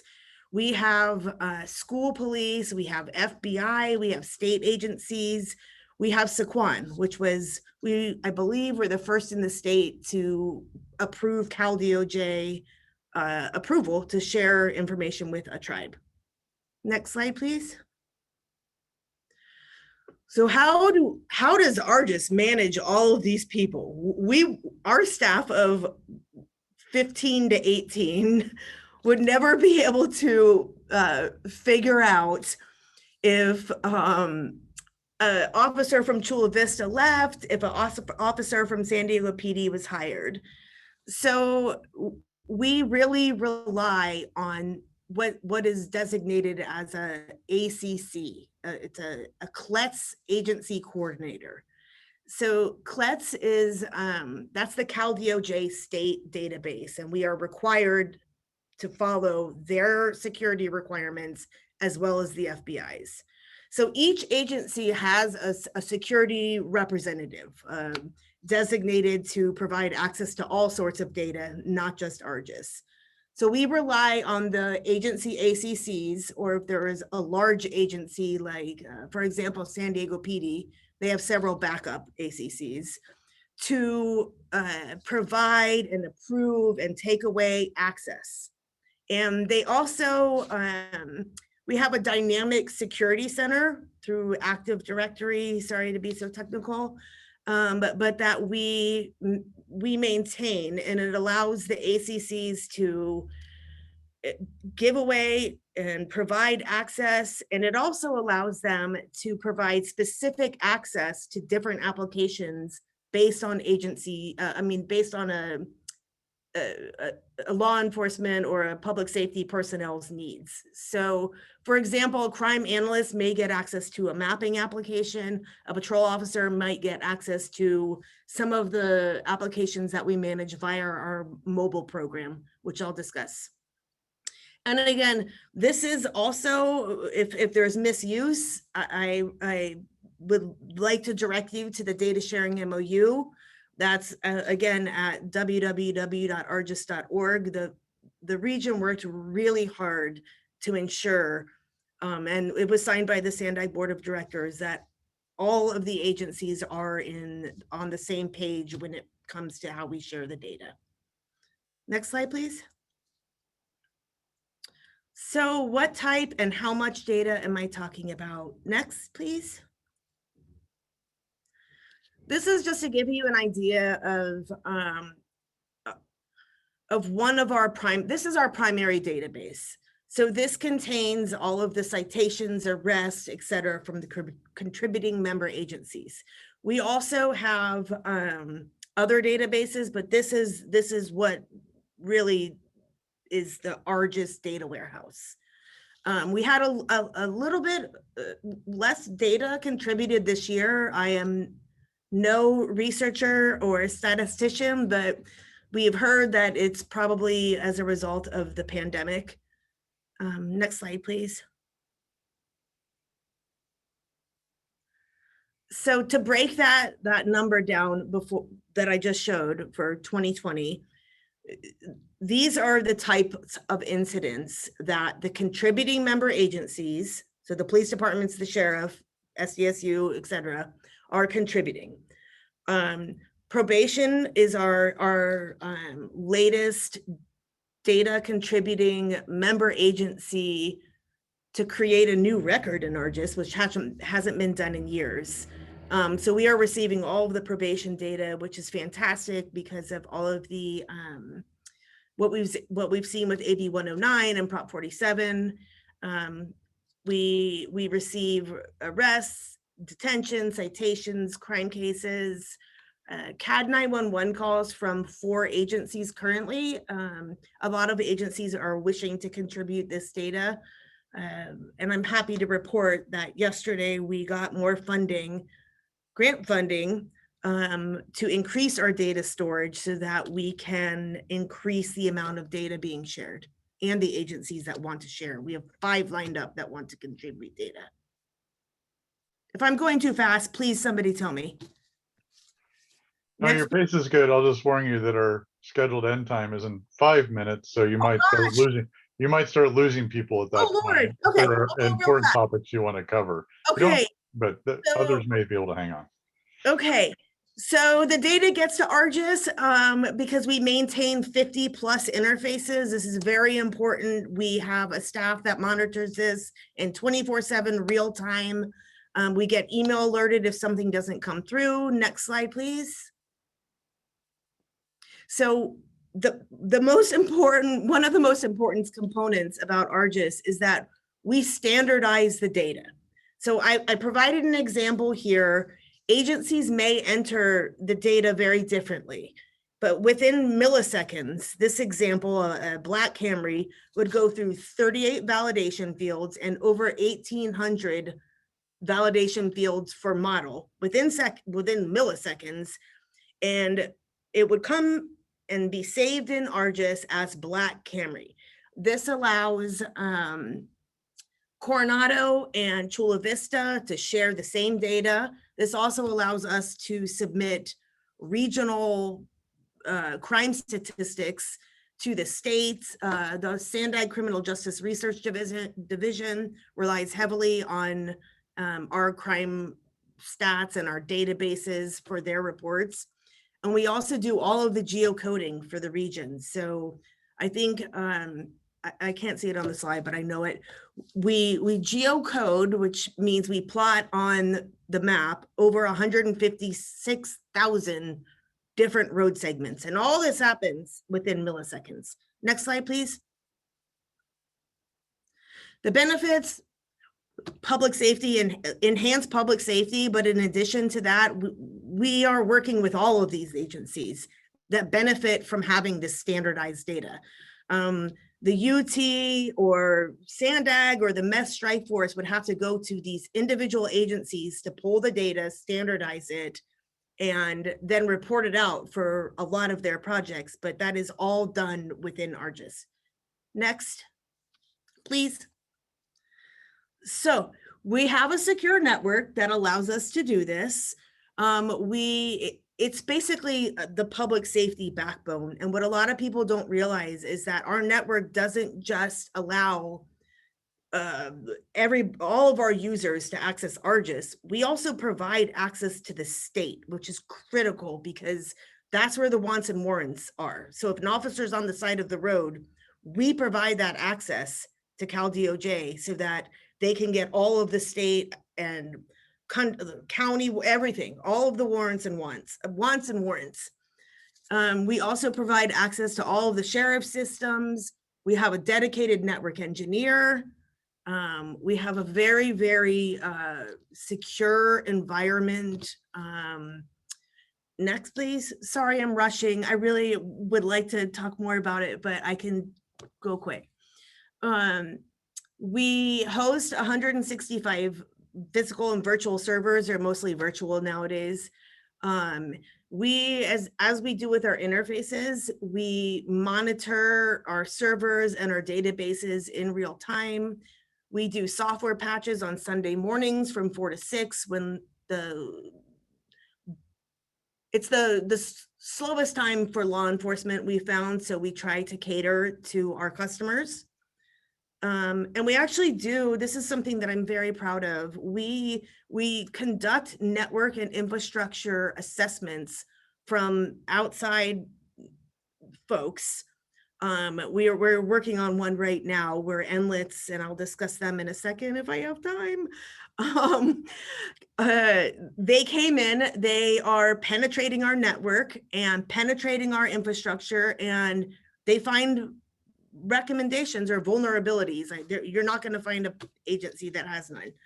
It will maybe, but I have never heard of one in my life. So we do this every year. We're in the process of implementing, we implemented all the network enhancements, and we're implementing the virtual enhancements for our server environment currently. Next, please. So our data center, a lot of people ask me about this and why are we hosted in Arizona? All of our data is hosted at a data center in Arizona. The name of the place is NLITs, and they are considered the top-notch data center for law enforcement information sharing. I mean, law enforcement data centers in the country. The FBI uses them as a backup. We were lucky to get in at the very beginning. So we have a great deal with them. They have the fantastic security. They have biometric iris scans to get into the data center. Their employees go through very extensive background checks, as do we. They have offsite data protection. They have Zoom cameras. It's like going into the future. So that is where our data is stored. And they're also a great partner. As I mentioned, they conducted are conducting our network assessment currently. Next, please. So how do all of the officers access this data besides the network? Next, please. We provide a suite of tools. So this is where I really like to talk about ARGIS, because we have a team of programmers. It's a small team of 5, and they are able to develop amazing applications. But we also contract for several applications. So for example, our crime mapping and crime statistics application, we use Cognos. We contract out for those, but we provide a suite of tools. There's not one tool, as I'm sure Council member Musgrove, if he's still on, can attest to. There is no one perfect tool for every type of law enforcement officer. Next, please. So how do they access this? We provide a law enforcement only portal. And this is again accessible because of our private network. This is a one-stop shop page for our users, about our 5,000 on average a year users, to access all of the applications. So they log into ArgisNet, or they don't even have to log into it, but they see this page. We had 2.25 million views in 2020. We average about 365 unique users a day. And this is where we provide access to the applications. And we also update this every day with be on the lookouts and information about crime series and what's going on. We also have calendars, all of the documentations and protocols throughout the region for ARGIS and our law enforcement partners or safety. So this is the main spot where public safety ARGIS members would go to. Next, please. So as I mentioned, I'll go real quickly through the next slides. We develop applications in-house. On the left, you'll see what we've done. We've developed tactical queries that hit multiple data sources. So surfers, the top one, hits the state, it hits local, it hits booking photos. And then on the right, you'll see other applications that we either procure or provide access to because of the network I spoke about. So an example of that would be CalPhoto, which is a state-run application, but we provide access to that through the portal and just through our private network. I hope I'm not confusing you with such fast technical talk. Next slide, please. This is just an example of our usage. Due to time, I'll skip it. Next, please. Another program, and this is an area that we're pretty proud of as well, is we started this in 2004. We were actually one of the first regions and agencies in the country to implement a mobile program. We tested with these old clunky devices, and now we've standardized on Androids, and we have 1,100 devices out in the field to over 30 agencies. We have one mobile in-house developer who develops mobile apps for the field. And I can't tell you how many successes and the positive feedback that we've received from our public safety members about this program. Next, please. So in addition to just providing devices, we do a lot more. We are a test bed for DHS and NIJ. We provide the infrastructure. we're looked upon as the regional leaders in this realm. We provide training, security. We manage our mobile devices based on FBI and Cal DOJ security requirements. Cal DOJ security requirements for mobile devices are some of the strictest in the country. We also do account management. So agencies are able to leverage the Argus Verizon contracts and procure phones through Argus and have them provisioned with all of the security and everything that they need, so that we can pass them to them, and then we bill them through our monthly fees to the member agencies. Next, please. So we do provide some tools to the public, and this is another area where I'm very excited. We got a big grant yesterday, and a lot of funding is going to go to really enhancing access to public data. But www.argus.org, you can access crimemapping.com from this site, which allows users or citizens to input 3 local addresses and receive daily emails on crimes that have happened in their region. Or you can just go in and say, what's going on around my neighborhood any time of the day, and you can see it's limited. You're not going to get the full set of law enforcement data, of course, but it's valuable. And we receive about 25,000 subscribers that are citizens during the year. Next, please. We also have a crime statistics page, and this is what we are going to be rewriting. The FBI is transitioning the standard UCR statistical reporting method that's been used since the 1920s to a new system called NIBRS.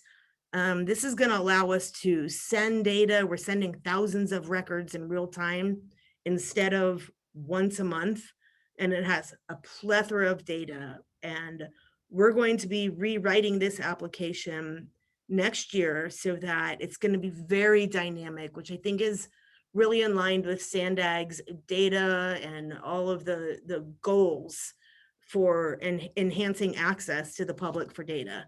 I think this is going to be a wonderful project, and I'm really excited about it. But currently you can still get basic data. You can get violent crimes. You can go by agency, jurisdiction. I believe it's down to the police beat. And we also provide data, just raw data. It's not even in Excel. It's in a CSV, I hope I said that right, form. From the SAMDAG website, and that is how a lot of it helped us with our public records requests, because we were getting them weekly for the same data. So we stood this up, working really closely with the SANDAG software team, so that the data is accessible to download anytime, and it's updated every Wednesday morning. That's the SANDAG data download. Next slide, please. So how do we do all this with just a team of 15? We are a little powerhouse, I think. We are able to support all of our customers 24/7, 365. We don't contract with a ticket system. We manage that on our own. So last year we closed 640 help desk tickets. We are as transparent as we can be.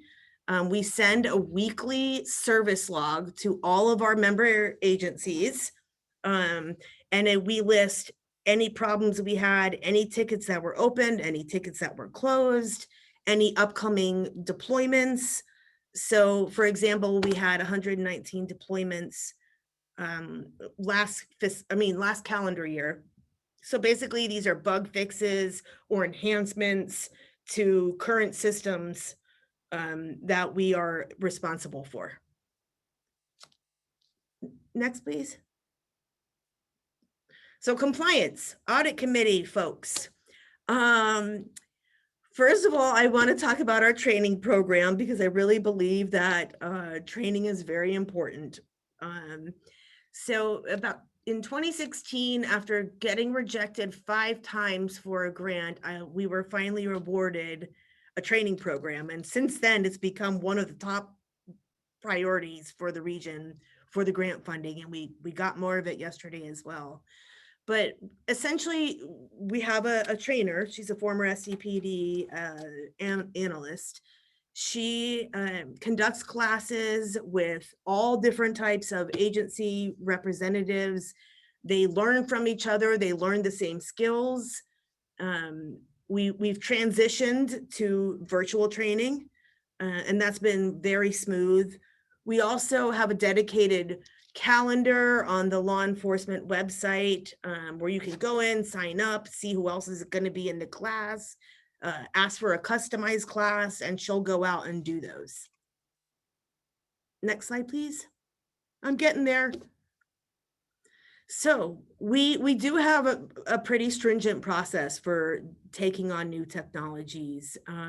Starting from a business case, I'm going to jump to the privacy impact assessment box in the middle, because we were actually, was one of my first assignments in 2004 was to help legal develop a privacy policy for sharing booking photos. And since that time, we've really become one of the leading agencies in the country with conducting privacy assessments of new technologies. And as you can see, we have a formalized process. Next, please. Just to reiterate that more, we do privacy. We also have other agreements besides the data sharing MOU with other agencies who we happen to share information with. The ARGIS technical policies, this was interesting when we started really having to have policies for separate technologies. So we worked really closely with our chiefs and all the way up to the SANDAG board. They were the ones that approved our, we call them AUPs, or acceptable use policies. So these policies really pertain to the technology and the network security and privacy. Then we rely on the chiefs throughout the region to manage the operational use. And they're different based on the agency. But we are strict. Our agencies all signed the data sharing MOU and agreed to all of our acceptable use policies. Next, please. So this is important to me. About 5 years ago, it became really important because law enforcement they were pretty under the gun with some of the technologies we were implementing. And we were trying to measure, like, how are we effective? Is what we're doing really working? So luckily, we have been doing this for many years. It's kind of far down, but the business case, I'll get to that in a second. We did a study with the RAND Corporation, several studies on metrics and how are we doing really. We had a big organizational assessment comprised of SANDAG board members and the chiefs to make sure that we were doing everything right. And the business case that I was alluding to before I got off track, this was done in 2010. So I can imagine that it would be a lot more now. But the annual savings indicated that we are saving the region about 213 full-time bodies just by the quickness and efficiency of ARGIS. We also provide each jurisdiction with a detailed report of how many how many queries are made, how many logins are made annually, so that they can understand how much ARGIS is being used. Finally, we're conducting surveys and focus groups all of the time. We are in constant communication with our users. Next, please.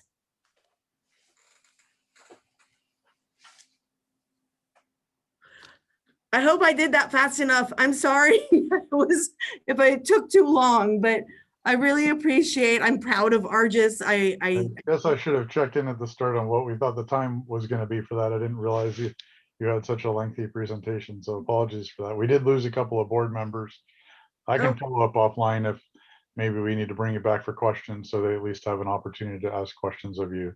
But we Okay. do need to wrap it up, so maybe we'll agendacize that for just another opportunity to ask some questions and do another quick follow-up. And I do see that board member Dostart has a couple of questions. I don't know if it's about this or something else, but jump in quickly here. All right, and we can set it up for next meeting then.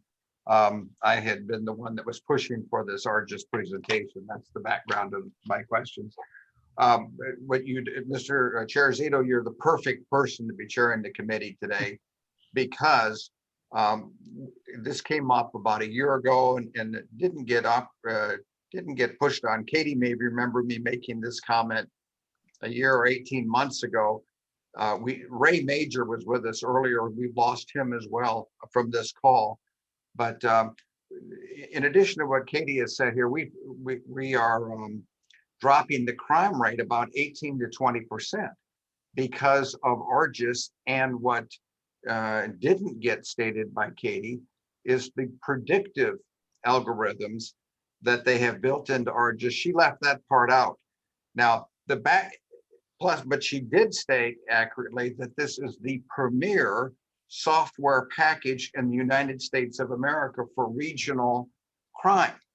And the background then to a person that worked for HPE, or what's now called HPE, is, golly, couldn't we save Solana Beach a lot of money if we took this Argis package, partnered with somebody like Lockheed or IBM, or you go down the list, Bearing Point or Deloitte Consulting or Booz Allen Hamilton or somebody, and said, we've got this wonderful package that you can go sell, and we will split the royalty. You do the work. We just collect money at the box office. We not only lower the fees charged of Solana Beach and San Marcos, if we lost him, never mind, then we don't care about San Marcos, he's gone. We not only lower the fees to Solana Beach, but we bring this very, very effective crime reducing tool to other areas of the United States, just because we're wonderful people. Mary and I have also talked about this, and I think she was generally supportive of the notion, although particulars need to be worked out. So that would be a cool thing to look at in my mind, Chair Zito. Thank you for letting me get that out. I'll save my other question for next time. Yeah, we'll have to figure out how to get more talk on this, time to talk on this, but we are well over at this point. Mr. Halpern, do you have something quick? Yeah, just finally, just as we're thinking towards the next meeting, I would just like to go back to the notion that, and by the way, Katie, this is an excellent presentation. Thank you. Wish it really could spend some more time, maybe another time on questions. But as we think about agendas for next time, going back to this notion that I really, thinking about it a little more, I really think it would be helpful. I know we've lost Andre, but from a real risk management point of view, it would be helpful to get a little bit of a walkthrough as to the current finance staff and the who's doing what, because it's incumbent on all of us as a committee focused on risk to really help advise the board as to whether or not even the proposed budget is adequate, in this area. And so again, I just make another pitch for considering that as an agenda item. Thanks for that. So yeah, I'd also like to thank you, Katie, for the thorough presentation and the language. Sorry, it was so fast. I can tell you that I could probably take just as long as asking questions about it as you spent presenting. So and since you did have a little bit of hiccup there, yes, CSV was the right term, and if you really are interested, I knew it. it stands for comma separated values. So thank you. I knew you would pick it. Yes. You would pick up on it out of anybody. Anyway, but yeah, it is a good topic. There's a lot of interesting things to go in here, so we'll have to figure out how to continue to have the discussion, and hopefully you'll be willing to come back to answer some questions. Absolutely. I love talking about Argis. I think what we do is great. I really do. Awesome. So with that, we're definitely well over. I appreciate those who were able to hang in on this. We'll go ahead and adjourn the meeting for today and note that the next audit committee meeting, regularly scheduled audit committee meeting, is for Friday, April 23rd, and we'll certainly hope to see all of you then. Once again, thanks for hanging in there.